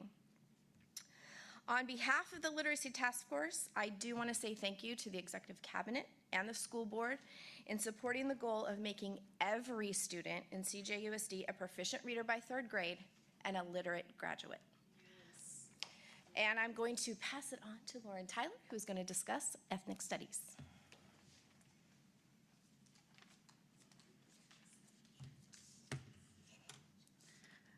Good evening. Over the past 4 years, Ed Services 712 has worked diligently to prepare for the California Ethnic Studies requirement and to ensure our curriculum reflects the diverse stories and identities of our students. Through this work, we have successfully developed 3 courses that meet this requirement. Our first course, Introduction to Ethnic Studies, is in its 2nd year of full implementation and is offered at all 3 of our comprehensive high schools. In this year-long course, students have the opportunity to dig deep into how our various identities shape the way we see the world. Next, we have Multicultural Perspectives. This is a semester-long course also designed around the Ethnic Studies framework. Here, students get a meaningful ethnic studies curriculum within a single semester, giving them the opportunity to complete another 1-semester requirement, such as the upcoming financial literacy requirement. Finally, we are proud to announce our first AP African American Studies course is being taught at Bloomington High School. This interdisciplinary course allows students to examine the rich diversity of African American experiences through a rigorous college-level course. Students completing this course will meet both the U.S. history requirement and the ethnic studies requirement. All 3 of these courses meet the requirement, so students have multiple paths to complete their coursework. In addition to the ethnic studies rollout, we have made significant progress in writing courses for the new Umoja pathway at Grand Terrace High School. To prepare for this work, a group of 20 teachers completed a book study on cultivating genius, an equity framework for culturally and historically responsive literacy. This professional learning directly informed the writing of our new Honors English 9 and Honors English 10 Umoja courses, which are also now A through G approved. In these courses that will be available to our new Umoja Path students, they will examine questions about who they are, where they come from, and what it means to live alongside others in community. While we are proud to share the work we have completed, there is more to be done. Our next steps involve course writing for our Umoja Pathway students as they progress every year. We will be developing a world history Umoja course and then specialized curriculum for 11th and 12th grades. We remain committed to providing a curriculum that not only meets the California Ethnic Studies requirements, but one that honors our students' unique backgrounds while preparing them to thrive in an increasingly diverse and interconnected world. Thank you, and I'd like to introduce Ms. Diaz to speak about dual immersion.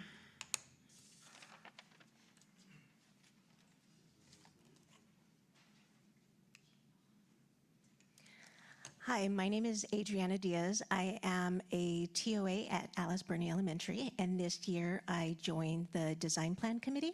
So I just wanted to share some highlights about our program. The goal of the DI program to develop bilingualism by literacy in English and Spanish from TK to 12, promote multicultural appreciation and global readiness.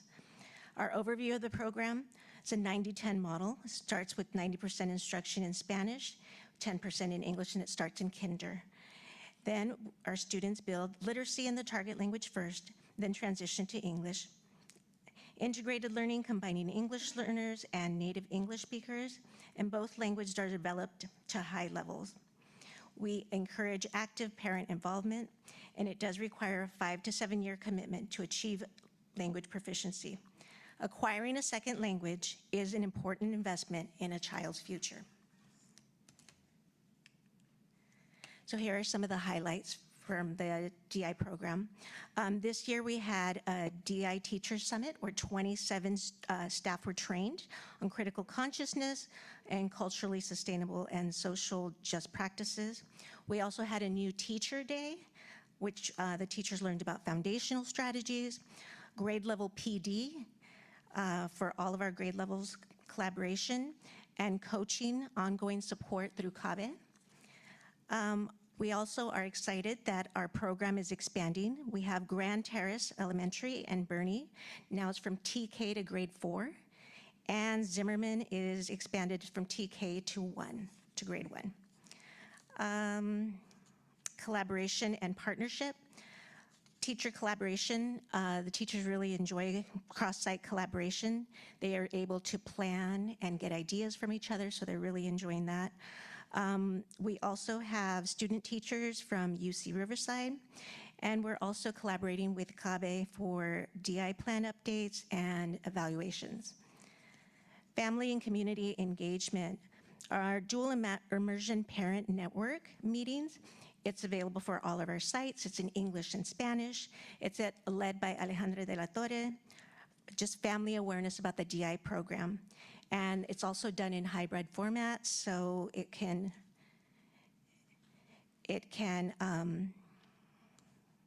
for those families who can attend, are not able to attend in person, they can attend virtually. Instructional resources, culturally relevant text. So some of the resources that we have is the Mija books. We also have an Estrellita program that's a supplemental program that we're using, and it's just to support our students with their reading. In order to recognize our students and their commitment to the program, we have the Biliteracy Awards, and so students in TK, K, 3rd, 6th, and 8th grade receive that. Another thing that we've done this year, site visits. We had an admin day where our administration met at Grimes. They looked at instruction and alignment. And then our TK and kindergarten teachers also visited Altaloma School District, Jasper Elementary. We continue to have ongoing data collection to guide our instruction. Some technology, LSS site, we have that to support all things multilingual English learners. We have the LSS chatbot for teachers, parent support, and the chatbot also helps teachers understand and apply the ELD standards. Language Support Services provides newsletters and are sent out to our staff with important updates. So I just wanted to let you know, learning a second language is valuable and a long-term investment. It requires a strong commitment of time and active family involvement. Our district's dual immersion program is important. It prepares our students to thrive academically, culturally, professionally in an increasing, diverse, and global society. It's amazing to see all the things that our DI students are doing and how the program continues to expand. Thank you. And I'll go ahead and pass it off to Ms. Vallarta. Hi, good evening. I am Cynthia Vallarta. I'm part of the Human Resources team, and today I'm here to talk about our leadership development and the classified side of things. The first of which is our Classified Leadership Academy, where our motto this year was learn, practice, apply, and lead. We focused on 5 key areas, the first of which was enhancing self-awareness. We did that through engagement with Emotional Intelligence 2.0 literature, strengthening communication skills through structured icebreaker activities and reflective journaling. Third, cultivating leadership skills through public speaking and peer-to-peer knowledge sharing. Enhancing conflict resolution and problem-solving skills through expert-led presentation and relevant topics. Enhancing career readiness through strategic resume development and targeted interview preparation. The second academy of which was Administrative Assistance Professional Development. We also focused on 5 key areas for the first year that we just introduced it. The first of which is building meaningful professional connections through facilitated icebreakers and ongoing daily interactions. Collecting and analyzing feedback to identify and prioritize needs and expectations. Third, flexible training modules offered varied formats to fit different schedules and needs. We also presented different district programs presented by district leaders recognized as experts in their respective fields. And lastly, we wanted them to serve as central hub to their sites by providing support through curated resources and vendor connections for site level needs. Thank you. And lastly, I'd like to introduce Mr. Checo. Thank you. Good evening, everybody. I hope everybody present today has had a wonderful day so far. I had the privilege to participate in the Assistant Principal Academy. Let me go forward here. There you go. Which outline the how assistant principals can provide strong support for teachers and staff through constructive evaluations and actionable feedback. The program helped us improve performance and move from compliance to a real impact, fully aligned with the pillars that are described in our logo that's right behind you, of success, teamwork, and communication. I'd like to thank Dr. Cervantes for leading this valuable professional development. I'd also like to thank Dr. Miranda, the Executive Cabinet as well, who took time to come by and share their experiences on leadership. This was immensely valuable to me as a first-year administrator because their experiences and their stories that they shared provided me encouragement and support. So I hope that this continues on. It was tremendously valuable to me. I'd like to now call back Dr. Miranda. Thank you, Daniel. Wow, thank you. And I did not pay Daniel for that, for sure. I tell them you learn from my failures more than anything. Board, as you can see, we have an amazing advisory team, and this is just of the few. These are our leaders of the advisory. So I will be recognized in a minute, but I do want to end our presentation here, and then we'll take some questions. So as we advance this work, and we're moving on to Vision 2030, and believe it, 2030 is coming here fast. And so how do we advance the CJUSD design plan and not let it go away? From the very get-go, way back in 2019, we said it's a living document, and it's going to continue to live and continue to grow. And as we look in and we conclude 25, 26, this is not closing a chapter. It's certainly not. We're opening the next one. Everything we built so far has prepared us to advance this plan and into a unified long-term educational system. And I'll say high achieving, built on equity also and wellness, and those that based on the goals of the board that we've established. So here's the next phase. It's a deliberate, structured effort broken down into three clear commitments that I will describe. And this will guide our work through June of 2027. First, we're going to be doing a deep project planning and systems launch. The development of so next will be the development of our CJUSD learner profile and pre-K to 12 learner progressions. The learner profile will serve as the what and based on standards, and then the learner progressions will be how we accomplish the what. And so the definition also, there'll be a last phase of a localized CJUSD learning model alongside a comprehensive design plan update. So the upcoming body of work that is going to ensure that our governance, our district strategic plans, and our daily classroom routines and realities are completely aligned, and there's coherence in the system. And we said that. This is systems design work, I think, at its utmost. So next, this is a little bit about the next chapter. And as we designed this next chapter, since 2019, you've heard this, so that we started this work way back in December 2019. Here at Colton Unified has built a foundation of professional learning through our Teaching for Effective Learning cohorts.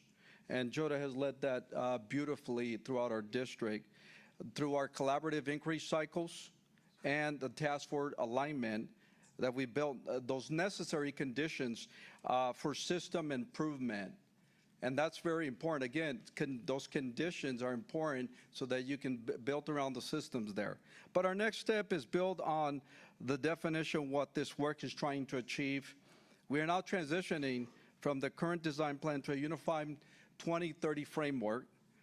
This moves our systems focus from how adults learn to designing exactly or defining exactly what students must know, do, and become to thrive after graduation. That's what we're shooting for here. So this is not a top-down, as you can see, mandate or another initiative. Instead, we'll engage a broad representation of our district staff, students, parents, and community partners through a disciplined process. We will discover by conducting deep dives into our local realities and global benchmarks. We will be designing community-owned competencies, and instructional knowledge specific to Colton Joint Unified School District students, and we will deliver by operationalizing these roadmaps into our PLCs, LCAP goals, and daily classroom practices. And so that is what the next chapter looks like in the design plan. So it's not going away.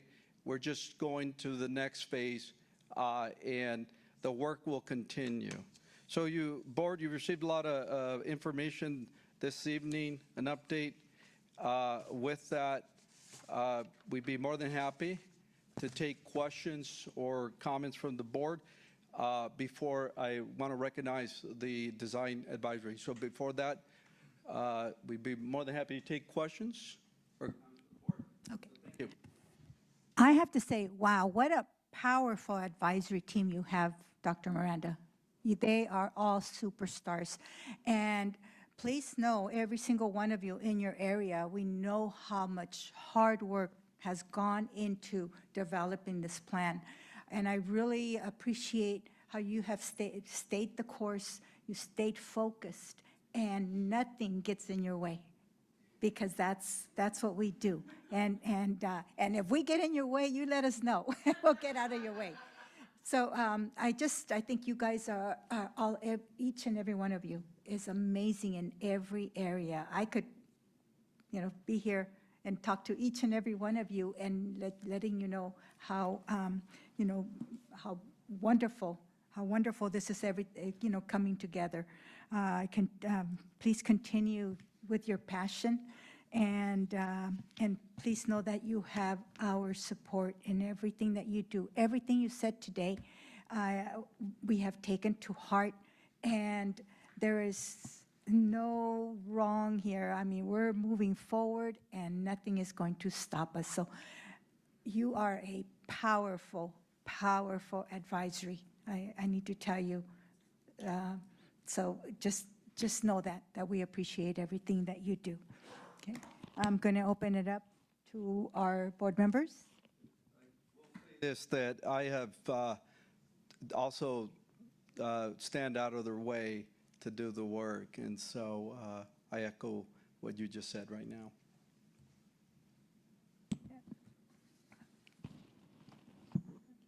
Board Member Ibarra. Okay, thank you very much, Bertha. First of all, I just want to say thank you to each and every one of you. The information that you shared with the board was really, really good. As an educator myself, it's always good to know that we have a plan. And, Dr. Miranda mentioned it. We have quite a few employees, particularly credentialed employees. And, sometimes, they are looking for some type of direction. Over years, after you teach 5, 6 years, I know that, you start doing a lot of repetitive stuff. So you're searching for something new, something invigorating, something motivating. And a lot of what I heard from what you're bringing to the table and what you're offering our district and our instructors is that you're bringing something that they can really work with, because our student population, the need for them to understand where they come from, to understand where others come from, and the curriculum and everything that you're designing and you're bringing to our students is going to be excellent, because they're going to be even more holistic as an individual as they move through the progression of K through 12. And it's just incredible. So I think that what this does, it takes Cone Joint Unified School District to a different level, definitely, in my book, because, it's going to put us in a position that all our students are going to be knowledgeable. They're going to be experienced. They're going to be able to relate to others. And because of that, the bonding and everything else that goes with it is going to be at a level that is unprecedented. And I agree with Bertha. You know, Dr. Miranda, you picked a great group of individuals. And I know that as time goes on, there's going to be others that are going to want to attach themselves to this group here because, you know, the work that you're doing is for the future, is for our students. And so I can't say enough of, you know, how wonderful this process has been going. It's nice to hear that we're moving to the next phase and we're targeting 2030. It's hard to believe that that's just down the road, 2030. It's almost impossible to fathom. But for our students, it's around the corner. And, you know, as of now, we have students that are going to graduate in 2030. So that's just an incredible thought. But I just want to say thank you to each and every one of you. Dr. Miranda, wonderful job. You know, Tina, wonderful job as always. And to all the staff that's standing up and those who are not here or those who are still helping and participating. And because the buy-in for me as an instructor would be high. I would want to attach myself to what you are teaching and what you're offering. So thank you very much. Okay. Board Member Fuentes. First of all, thank you. I love the detail on every, you know, every design, everything that we're doing. When we talk about superheroes, super educators, and a super design plan team, we have it here at Colton Joint Unified School District. It was so very well done. I really have no questions because it's so detailed and the plan is there. And even talking our vision of 2030, what's going to happen, what's going to, hopefully we're already looking at 2035, 36, 37, 38. But you know something, congratulations. Thank you very, very much because it's so well explained. Like I said, I have no questions. You are doing such a great job. Thank you. Board Member Haro. Yeah, I just want to I remember 5 years ago when we sat at the district office and went over all the things we wanted to accomplish doing this. And we all gave, you know, we were asked to give your input, and we had those whiteboards and sticker, you know, the big giant sticky notes and what we hope to accomplish. And now sitting here and listening to what we have accomplished so far, I think we've, you know, I know we still have a ways to go, but listening to everything you said, I have full confidence that we are going to do everything we set out to do and more because we have a great team, and I can't wait to see where we go from here. So thank you. Thank you. Fantastic presentation, lots of good information. I want to focus on the work that's being done around our special education population because this is something that is incredibly important to me. And admittedly, it is because it's one of the areas I know the least about, but I have the biggest, I'll say, passion and compassion for. And first of all, I love the idea that every student belongs in their home school, and that philosophy that to the extent wherever possible and whenever possible, we want to create a space on that home school site for our students. And that matters. That's not necessarily every school district's approach. I have a colleague, former colleague and good friend has a son who's since graduated K through 12 in a district. I won't name the district, but his son had some pretty severe disabilities. And essentially his son never set foot on a public school campus. He was always in a non-public school setting because the district wasn't able to accommodate. Now, certainly there are some times where that is necessary and appropriate, and have no issue with that. But for any parent, particularly when you have a child and you envision what it'll be like as they grow and as they expand their horizons and learn, you envision them being in that school down the street or the high school on the other side of town. And all of our parents should have that kind of expectation. And again, wherever possible, we should deliver on that. And I know that we do a much better job of providing the breadth of services on our campuses than a lot of other districts. I'm incredibly proud of that. I love going to Colton High School and working with our kids in the TOPS program and seeing them because they are on our campus. They are Yellow Jackets, and they're part of that community. And the parents, who many times themselves are Yellow Jackets, are incredibly proud of that. But again, as I shared, admittedly, it is not an area of education that I know much about. And it's important to me that the voices, all of our voices in the district are heard. We've done a great job activating and turning advocates of a number of parent groups. Our DLAC group has always been strong, and Mr. Fuentes, you've been a part of that. And they have learned to speak up and speak for their students. We have a fantastic African American Parent Advisory Council with, again, parents that have been empowered to speak up. I don't, and I'm not saying that it doesn't happen, but spaces and opportunities for me, for us to hear from the parents of our special education students. Now, mind you, that's a very diverse group because that population itself varies. But wanting to hear what the challenges are, and I have spoken to parents and I've heard about transportation challenges and sometimes how difficult it could be in the long bus rides. They're not speaking disparagingly of the district, but it's the reality that I don't know.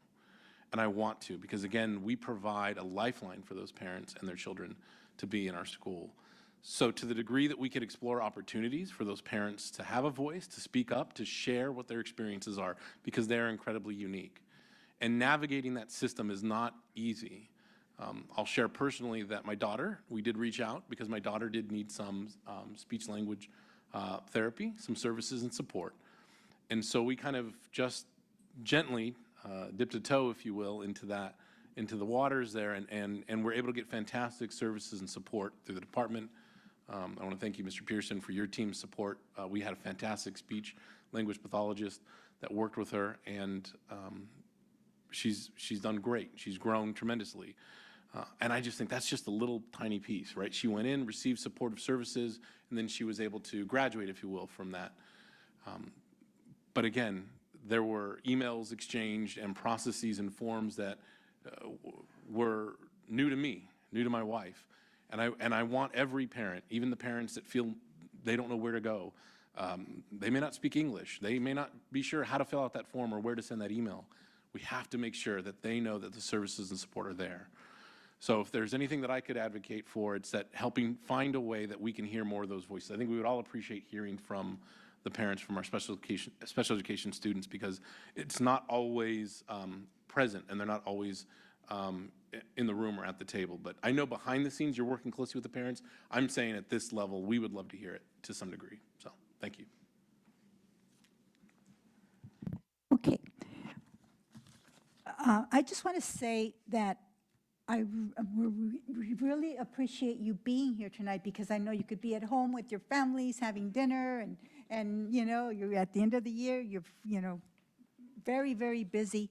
So just, I know from the board and for myself, thank you for taking the time to come tonight and do this presentation for us. It was very informative. You guys were so good. You were so good. You need to go on the road.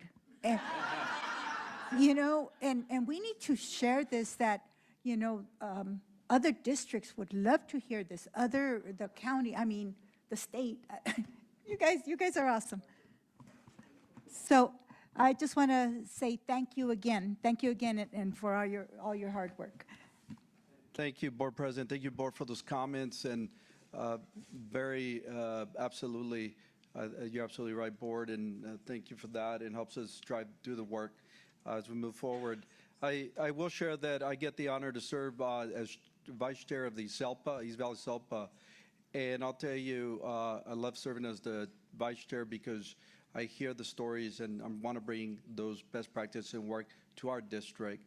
And more so thank you for that. I do, if I may, and sorry, ladies and one gentleman here, do want to recognize, these are the leads. We have such a great advisory that we want to recognize them tonight. They are not going anywhere. that's for sure, but we do need to recognize the work tonight for these individuals that just have demonstrated an investment of time. You mentioned that, Board President, even this evening. And it's beyond tonight. It's the extra hours. And they have full-time jobs, right? And, 40 plus, 60 hours, and then they're doing this work and they're just passionate about it. When you get individuals that are passionate about the work, this is the outcomes you get. And we just step aside. Also, we'll recognize Dr. Peterson. I know I don't want to embarrass her, because under her leadership, the design plan has taken a life, and she's the one that pushes me out of the way all the time. And I say, all right, Dr. Peterson, let's do it, right? Let's give her a round of applause.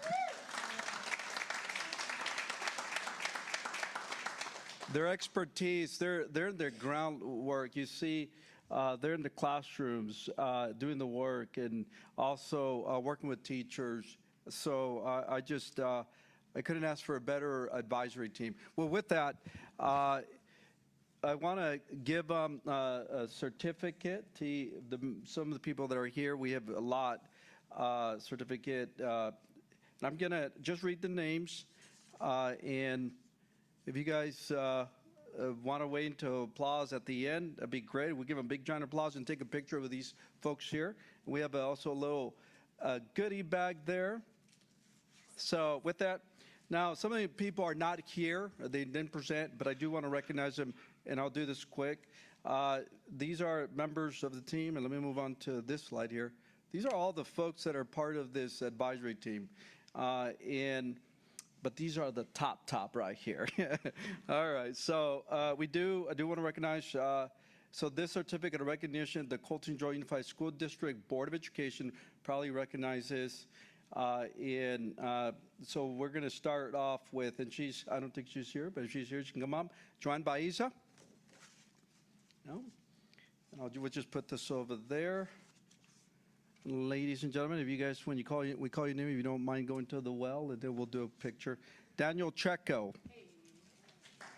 All right. We can give him a round of applause. All right. I realize that's not going to work, right? All right. If you guys want to clap, please clap. All right. Dr. Nairi Clark.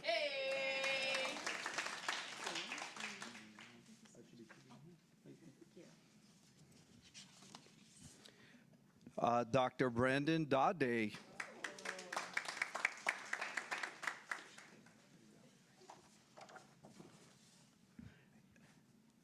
My favorite special ed teacher, I better not say that, Elisa Day.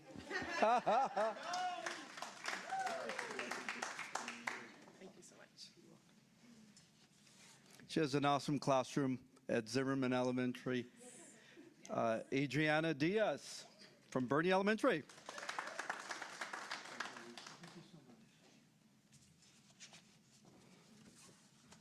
Eric Enciso, Director of Human Resources Classified.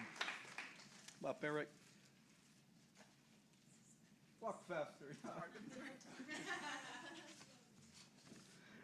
Nancy Fierro. I don't think she's here. Get up for her. Anthony Guadarrama.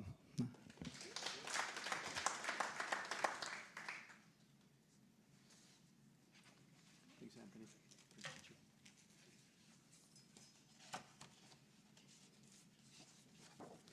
Marissa Hernandez, and she's at Wilson Elementary School. We'll give her a round of applause. Dr. Syed Haider, our Director of Educational Services, TK6. Of course, Allie Carley at DRC Elementary, teacher.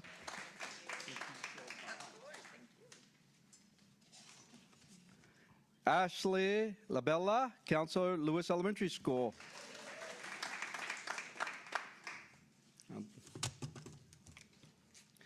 Marissa Lopez, Joe Baca Middle School. Philip May, Maintenance and Operations Supervisor. Dr. Eric Mooney, our Director of Ed Services, grade 7 through 12. Dr. Wendy Moore, our Director of LSS.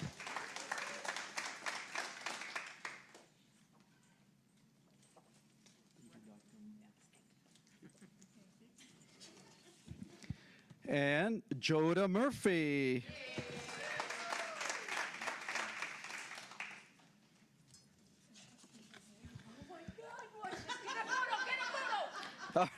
Kathleen Obedor, Human Resource Certificate. Kathleen, she's not here.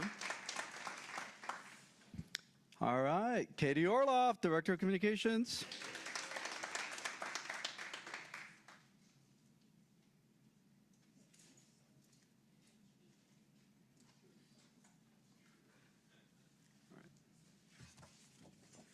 And then, of course, Dr. Anthony Ortiz, our Student Superintendent of Student Services.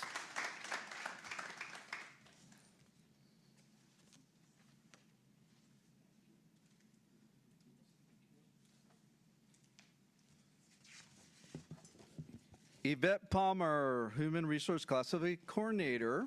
I don't think she's here. Rob Pearson, our Director of People Personnel Services.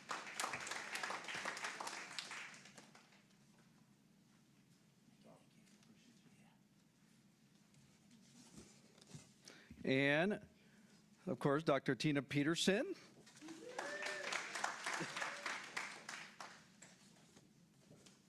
And she's not here, but how about a big round of applause for Christina Parachi, our ACE President. And she is here. How about a huge applause for Lauren Taylor.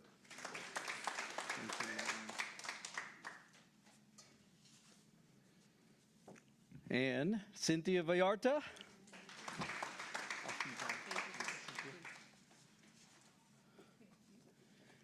She is not here, but she is my right-hand partner, is Jennifer Wold, our Senior Executive Assistant Superintendent.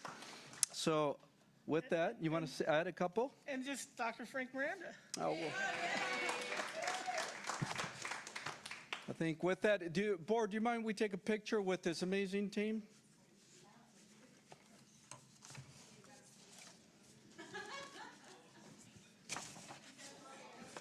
Thank you.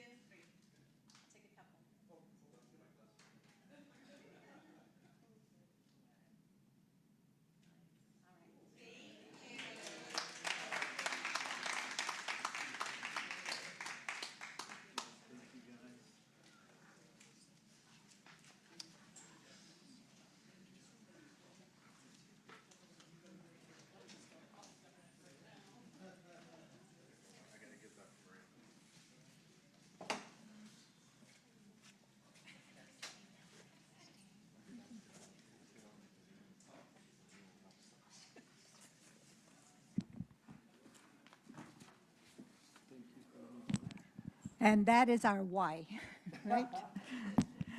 Okay, we're moving on to action items 7.1 through 7.67. Would any board members like to consider an item separately? 7.4. 7.4. Anybody else? Okay. Is there a motion to approve action items 7.1 through 7.67 with the exception of 7.4? So moved. Second.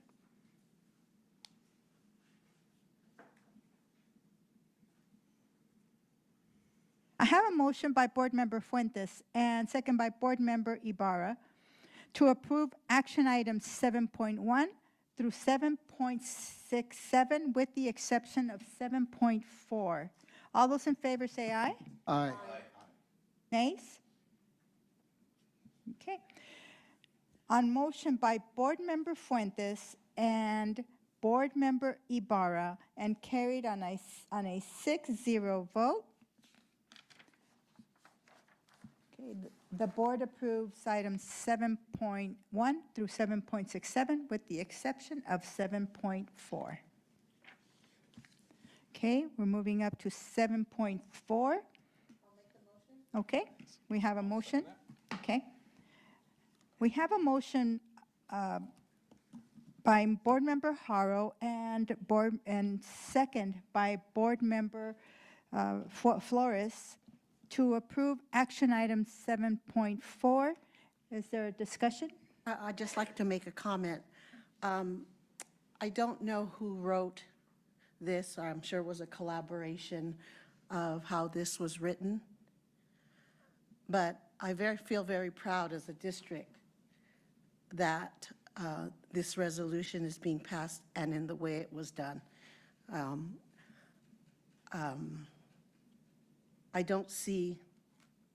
I see other districts doing things that are similar, but not quite as detailed as this was. And it really, it's really very special that how we did this. And if you have not read it yet, please do so, because it's very, very important, very grateful. Thank you. Okay. I have a motion by Board Member Haro and second by Board Member Flores to approve action item 7.4.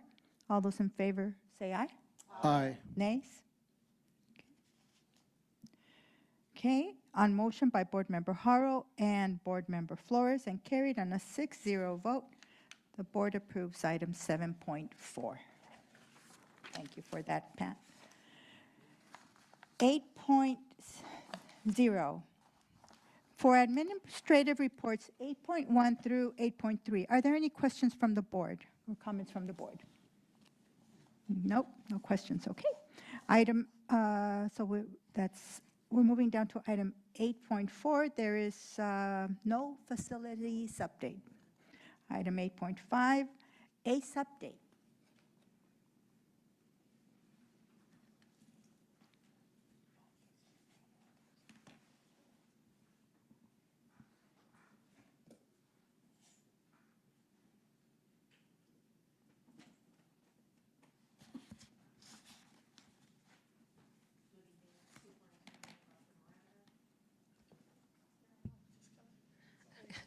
I don't know why. Good evening, Superintendent Dr. Miranda, the board, executive board, and the cabinet. I appreciate all of you for being here. We're coming to the end of another school year. I always liken this time of year to going on some exhilarating roller coaster after the end of a really, really long day at an amusement park. But we're tired and pushing through to give honor to every student every day, but also for all of the very special events that we have at the end of the year. I look forward to standing beside you next week to honor our retirees, and I want to thank them for all the work they've done throughout their careers. And for those of us that have not yet arrived at that moment when we retire, thank you as well for the work and the diligence you put in every day for our students. I have two themes this evening. One of them is regarding negotiations, and the other is about 26-27 priorities. I spent 2 hours last night with our negotiation team editing for the fourth time our survey that started going out today to get the feedback and the voice of all of our members about their needs as we get ready to sunshine. Get ready. We want to sunshine some of the very first board meetings next year, and we encourage the district to do the same. It's super important that we get started early. The work to continue health care for all without out-of-pocket expenses for all of our members, regardless of their hire date, while also still looking at salary increases, cost of living, and that price of gas. They're scary, and we need to continue moving forward on both of them, and it will take a full year to get ready. We are super excited to already have dates on the calendar for next year for bargaining, so thank you for that. And we're excited. Last month, ACE had their annual retreat to set our priorities for the 26-27 school year, and we were excited at the last ACE Executive Board and the Executive Cabinet meeting to look at some of those priorities directly aligned with some of the PDSA work that is being done in the district, namely looking at the amount that is on everybody's plate. Well, what my mama always told me is do one thing and do it well doesn't work in our profession. We have millions of things that we need to juggle.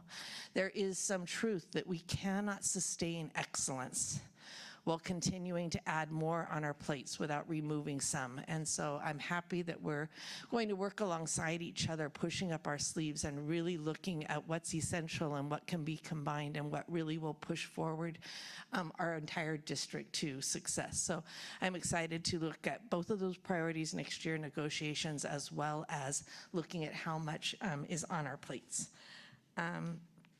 Before I close, I want to say happy Classified Staff Week to our CSEA brothers and sisters. We're happy to do this work alongside of you. We couldn't do it without you. And I look forward to another year of collaborating and working together for the success of CJUSD. Thank you. Thank you, Pamela. Okay, next we have CSEA update.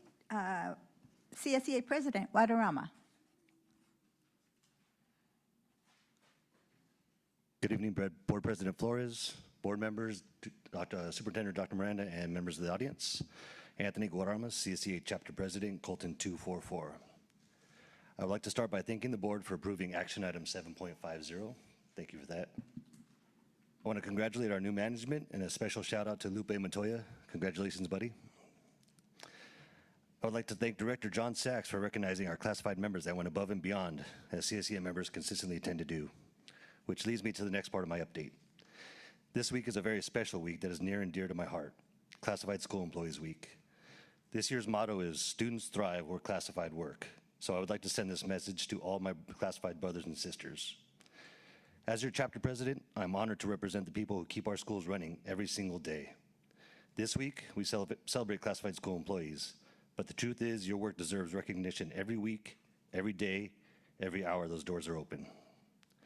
You were the first smiles at the curb, the calm voices on the playground, the hot meals on cold mornings, the safe, clean campuses, the Band-Aids on owies, the paychecks processed, the student records protected, and the countless problems solved before anyone else even knows they exist.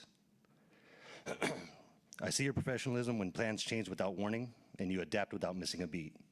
I see your pride in work that is too often invisible, but always, always essential.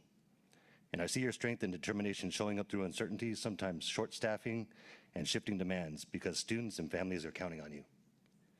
To every paraeducator, noon aide, office professional, custodian, bus driver, nutrition service worker, health assistant, IT specialist, maintenance, ground person, DSO, and every role in between, thank you. Thank you for the excellence you deliver, the love you show our students, and the integrity you bring to this district. May this week remind our district, our community, and more importantly ourselves, of what we already know. Schools and the district don't function without us. We are not simply support staff behind the scenes. We are student success in action. When our students walk across the graduation stages in the next couple weeks to receive their diplomas, please remember, you helped make that happen. You were there for them and you made a difference. On behalf of our chapter, I see you, I value you, and I'm proud to stand alongside you. Happy Classified School Employees Week. Thank you and have a good evening. Thank you, Anthony. MAC update.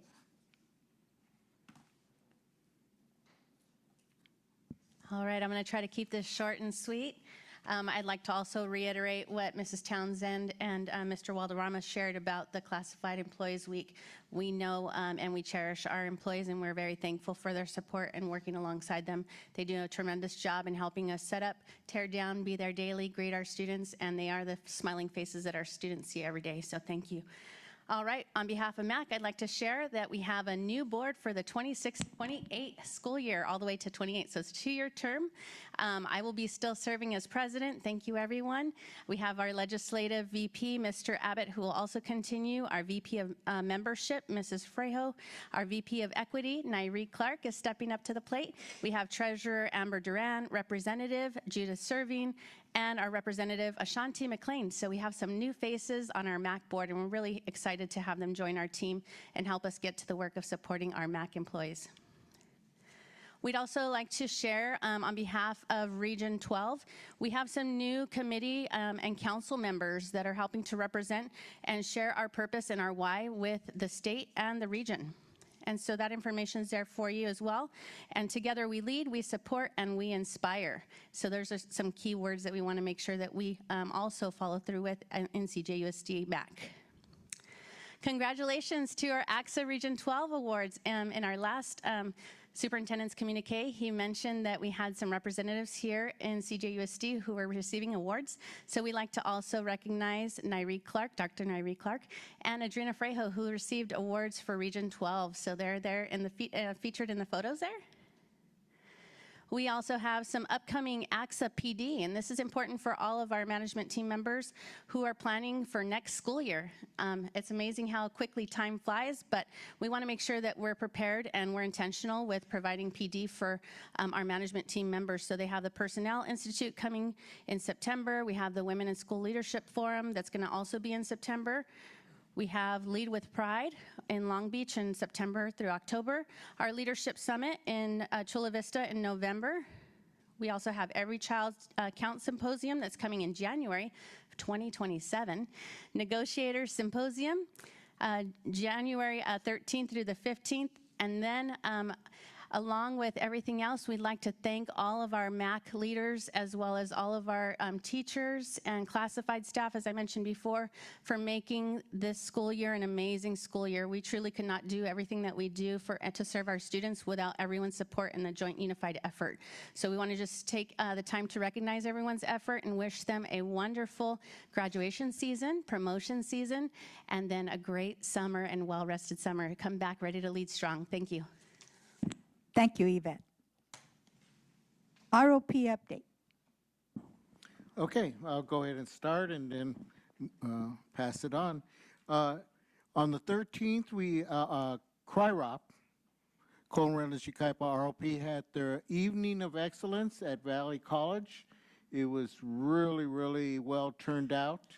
I mean, we had a packed house at Valley College where there was only standing room only. And there was quite a few, so I think that, and I had made a comment that I think it's time for us to look for a new venue. You know, definitely. And I thought of Whitmer Auditorium as a possibility, because I think that we have the biggest auditorium anywhere around here. But I just want to take this opportunity to thank Dr. Miranda for attending. It's always good to see him out there. And I believe it was Mr. Neighbors also was there as well. And so just want to say that it was a wonderful event. Our Colton, Bloomington, Grand Terrace students did an excellent job in each one of their individual career exhibitions. And it was just a wonderful event. So, and I'm going to leave the highlights, foundation highlights, to Israel. Thank you, Mr. Ibarra. Yes, we did have an excellent evening. The student showcase was out in the courtyard there, and we had many students from our district out there. The medical, we had some of our culinary kids were out there too. Our mechanics, the mechanic shop, all those our welders were out there too. But one of the ones was the mechanic. They already built that electric car.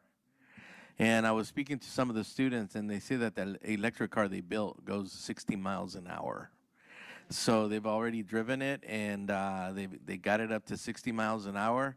Now they got a couple of weeks to break it down, put it back so that the next class can take over and rebuild that electric vehicle. So the CTE classes or pathways continue at our schools strong.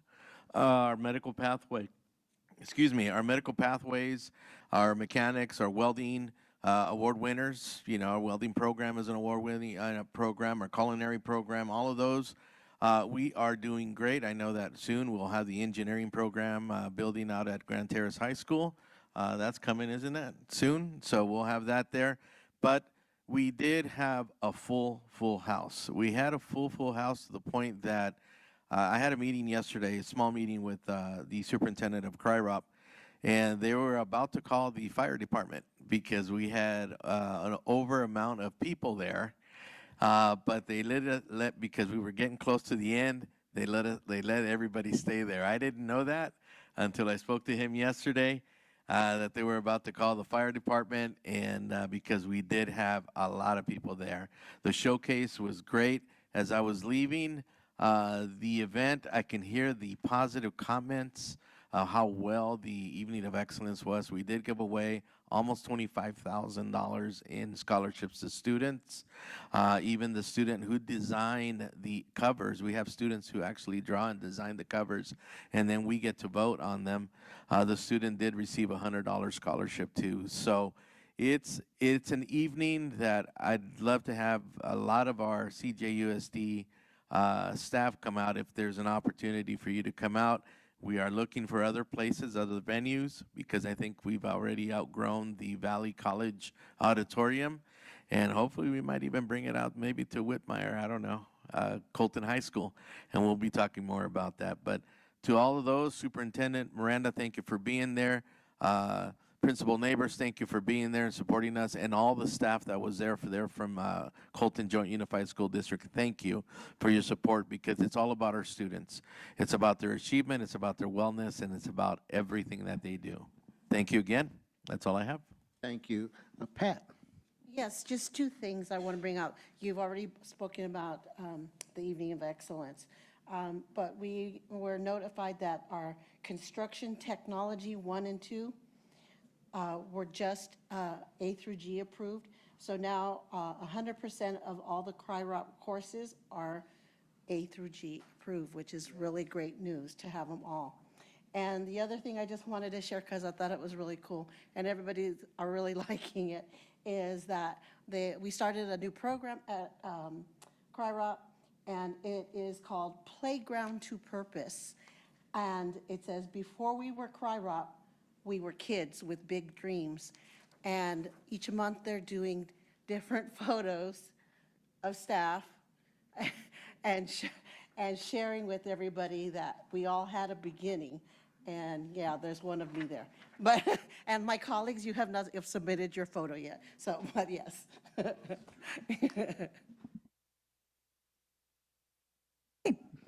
Thank you. Superintendents communicate. Thank you, Board President. Good evening, everybody, again. So I have 3, I think maybe 4 items this evening, right? Ms. Medina. First one is the DASA Care Music and Arts event. So this week, middle school students participating in the DASA Care Music and Arts program hosted a special showcase highlighting their creativity, talent, and hard work throughout this year. So you can see students presented impressive music and makeup artistry production featuring music produced by the students themselves. So each middle school developed its own unique theme for the event. Terrace Hills Middle School, Stranger Things. That's a pretty popular show. Joe Baca Middle School, Toy Story. Everybody loves Toy Story. Ruth O. Harris Middle School, Monster High. Colton Middle School, inspired by Tim Burton. So congratulations to all the students, staff, and program coordinators who helped make this event such a success. The showcase was a wonderful example of student creativity, collaboration, and artistic expression. So the next slide, please, is our summer meals program. And just proud of what we do in Colton Joint Unified to provide these summer meals. Nutrition Services will once again provide free summer meals for all our children and teens 18 years old and younger at 10 elementary school sites throughout the district. So meals are going to be served Monday through Friday from June 4th through July 1st. In addition, meals will also be available at 2 community park locations, Gonzalez Center in Colton, Ayala Park in Bloomington.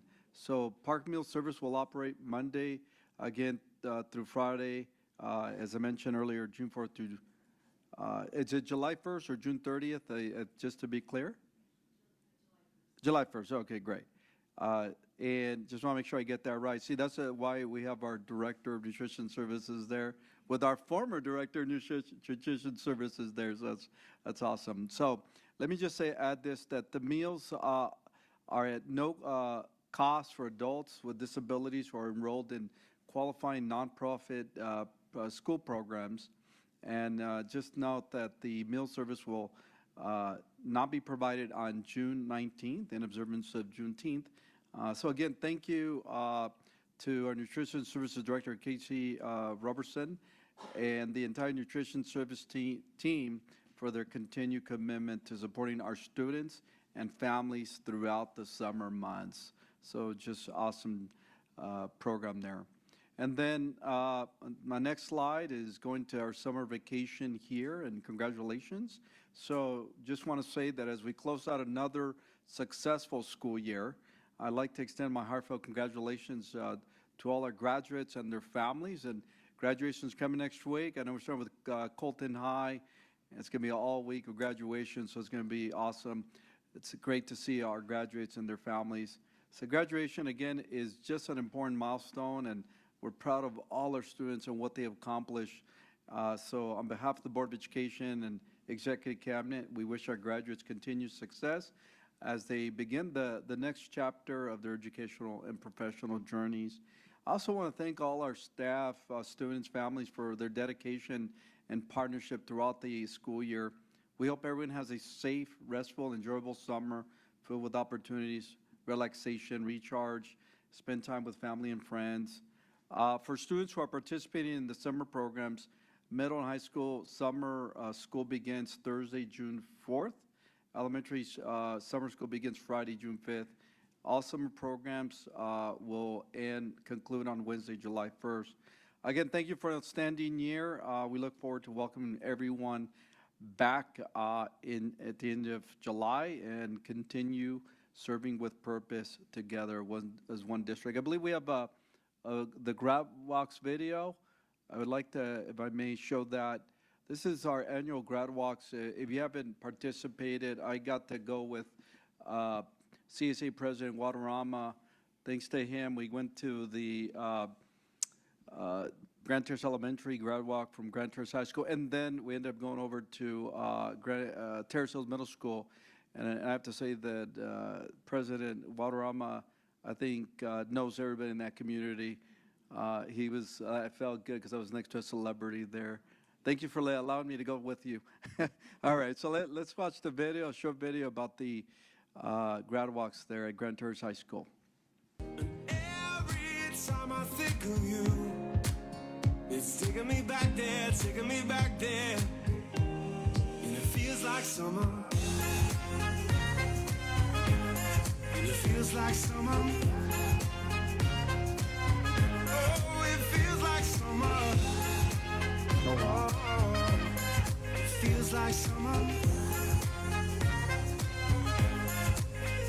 Live for the long nights, live for the good times. I've been living for the backyard sunrise. I've been living for the nights that end too soon. I've been living for all these little things, the moments in between. Yeah, they're the ones that I'll miss, 'cause I've been living for some days like this.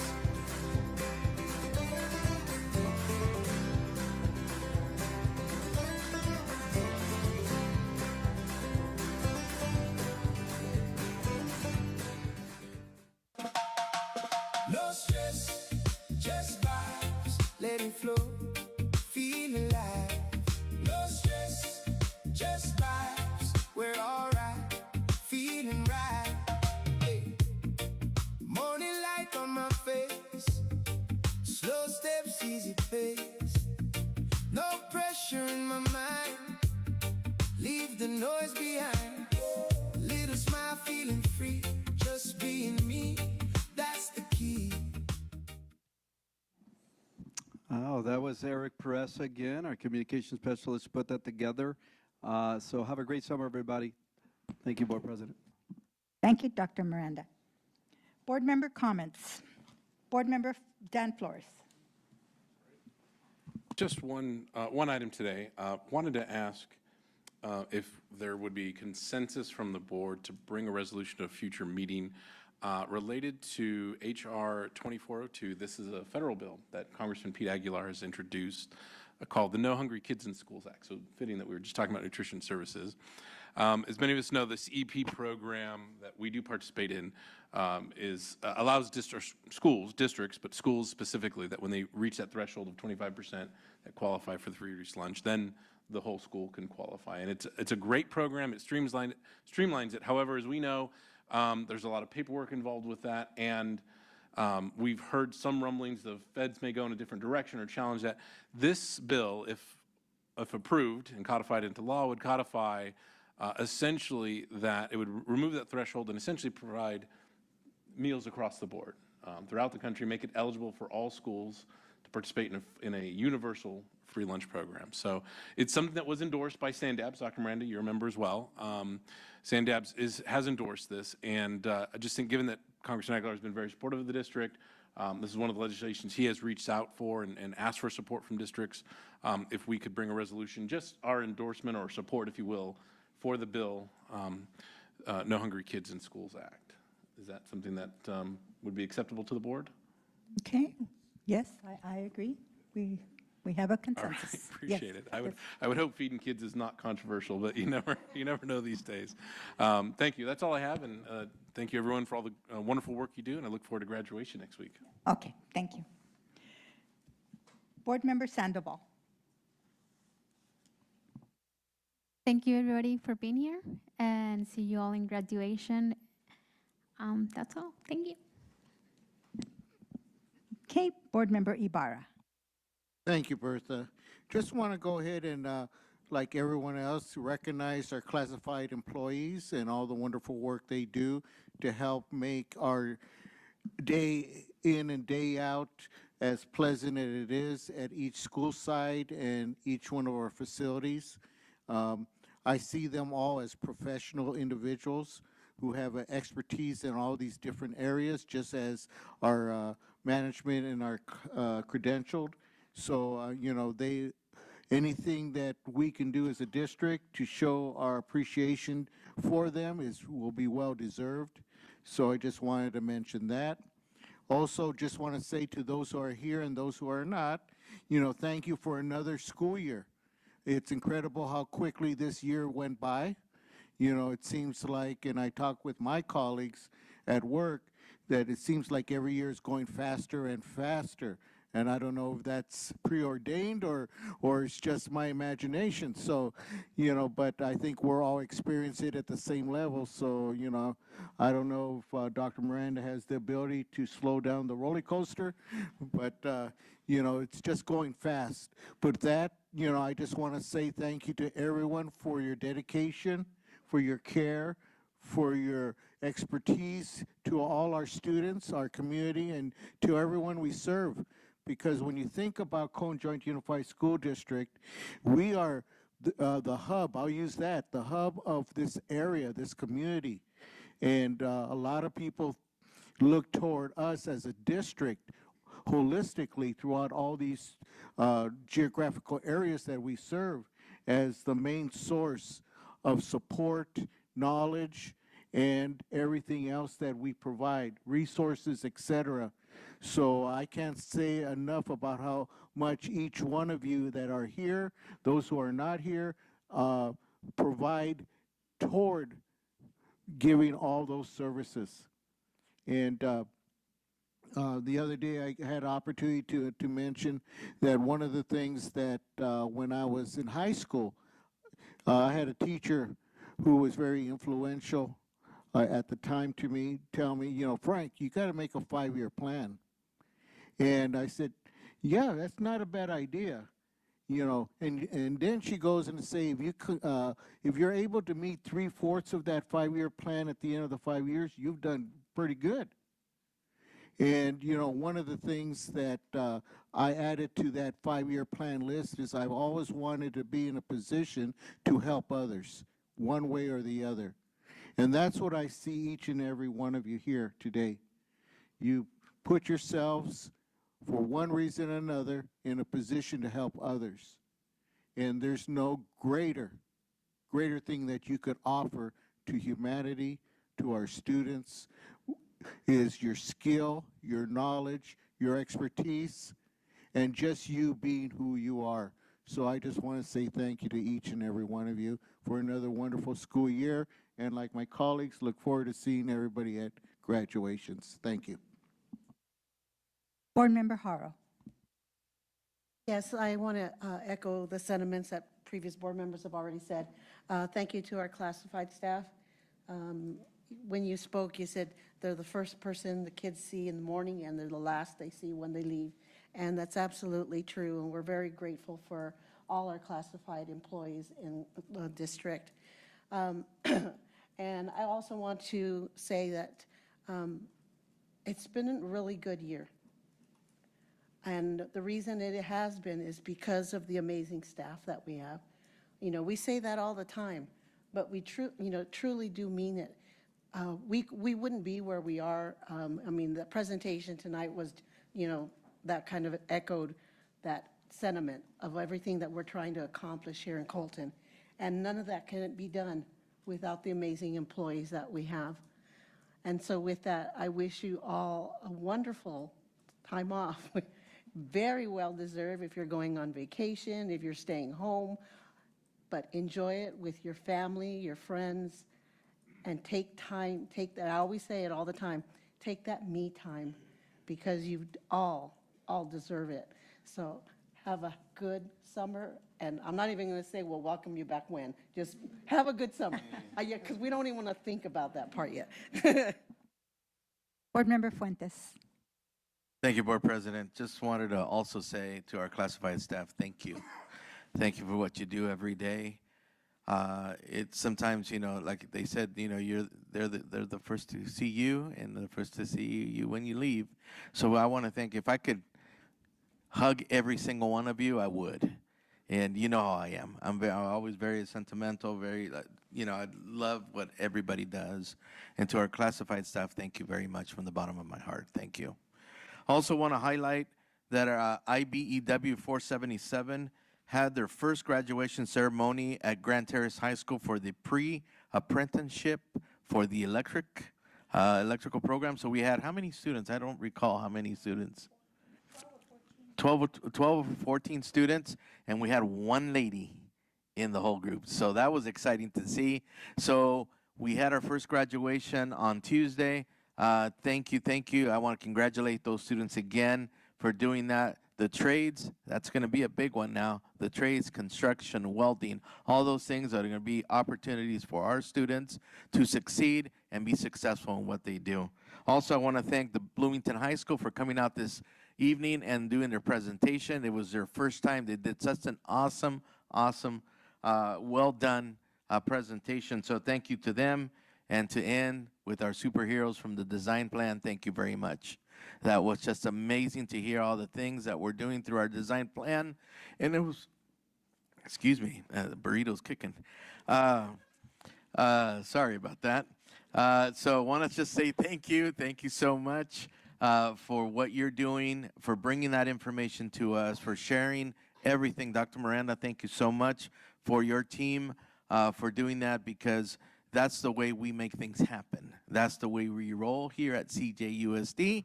And I'm going to end with this. I was actually grabbing a little piece of chocolate here, and there was a little quote in here that I want to read. It says, "One small step can lead to something big." Have a great summer, everyone. We'll see you at graduations. Thank you. And I want to just close with this, a message to our classified staff. You are the backbone of our district. We know that, everybody knows that. So you are celebrating, you're celebrated tonight, you are appreciated. Every single one of you. President Guadarrama said it best. He had a list of people. I mean, I started a list and I'm like, okay, there are bus drivers, there's office managers, nutrition.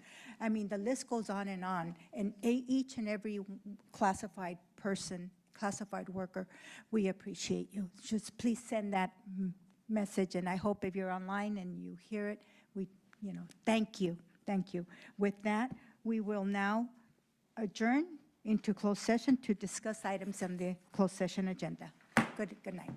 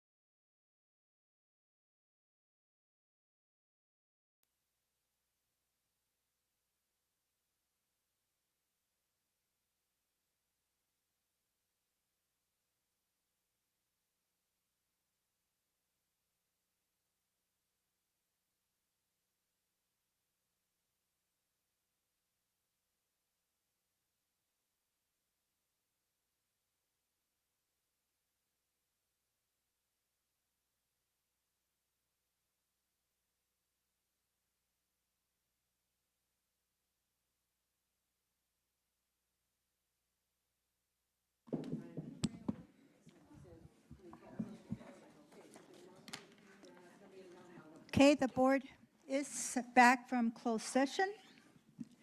We are moving on to public session, item 12.1. We have a student discipline. There is one student discipline item presented, and in closed session, is there a motion to uphold the expulsion order as presented? I'll make the motion. I'll second it. Okay. I'll second it. No, you're good. I have a motion by Board Member Pat Harrow and second by Board Member Dan Flores to uphold the expulsion ordered as presented. All those in favor, say aye. Aye. Nays? On a motion by Board Member Pat Harrow and Board Member Dan Flores and carried on a 6-0 vote, the board upheld the expulsion order of one student discipline item as presented. And he is new to the district, so he does not have an ID number. Okay. Item 12.2. On a motion by Board Member, and give me a minute here. On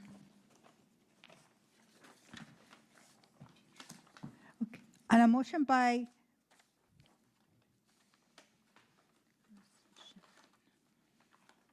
Okay, I'm sorry. I'm a little confused here.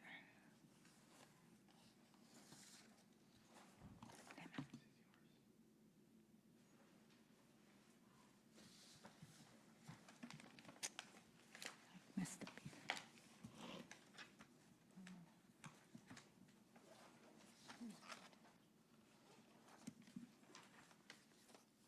One moment. One moment, I'm just a little.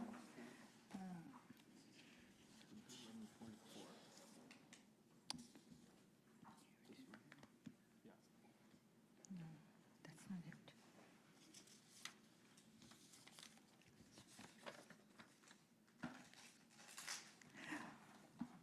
Okay. Item 12.2. On a motion by Mr. Fuentes and second by Board Member Sandoval? No.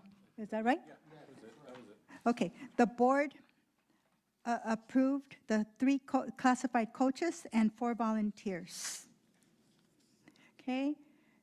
And moving on to, pardon me? Yes. On a 6-0, sorry. Yes, on a 6-0. Okay. Then moving on to 12.3. Gosh, I'm so sorry. 12.3. There we go. In closed session, on a motion by Board Member Pat Harrow and second by Board Member Berenice Sandoval, and on a 6-0 vote, the board approved the following. Sheldon Paris, Assistant Principal, High School. Item 12.4. In closed session, on a motion of Board Member Pat Harrow and second by Frank Ibarra, and on a 6-0 vote, the board appointed the following. Wendy McClung, Assistant Principal, Adult and Alternative Education. Item 12.5. In closed session, on a motion of Board Member Pat Harrow and second by Israel Fuentes, and on a 6-0 vote, the board appointed the following. Janine Carrasco, Principal, Crestmore Elementary School. Okay, item 12.6, no action. 12.7, no action. 12.8, no action. The meeting is adjourned at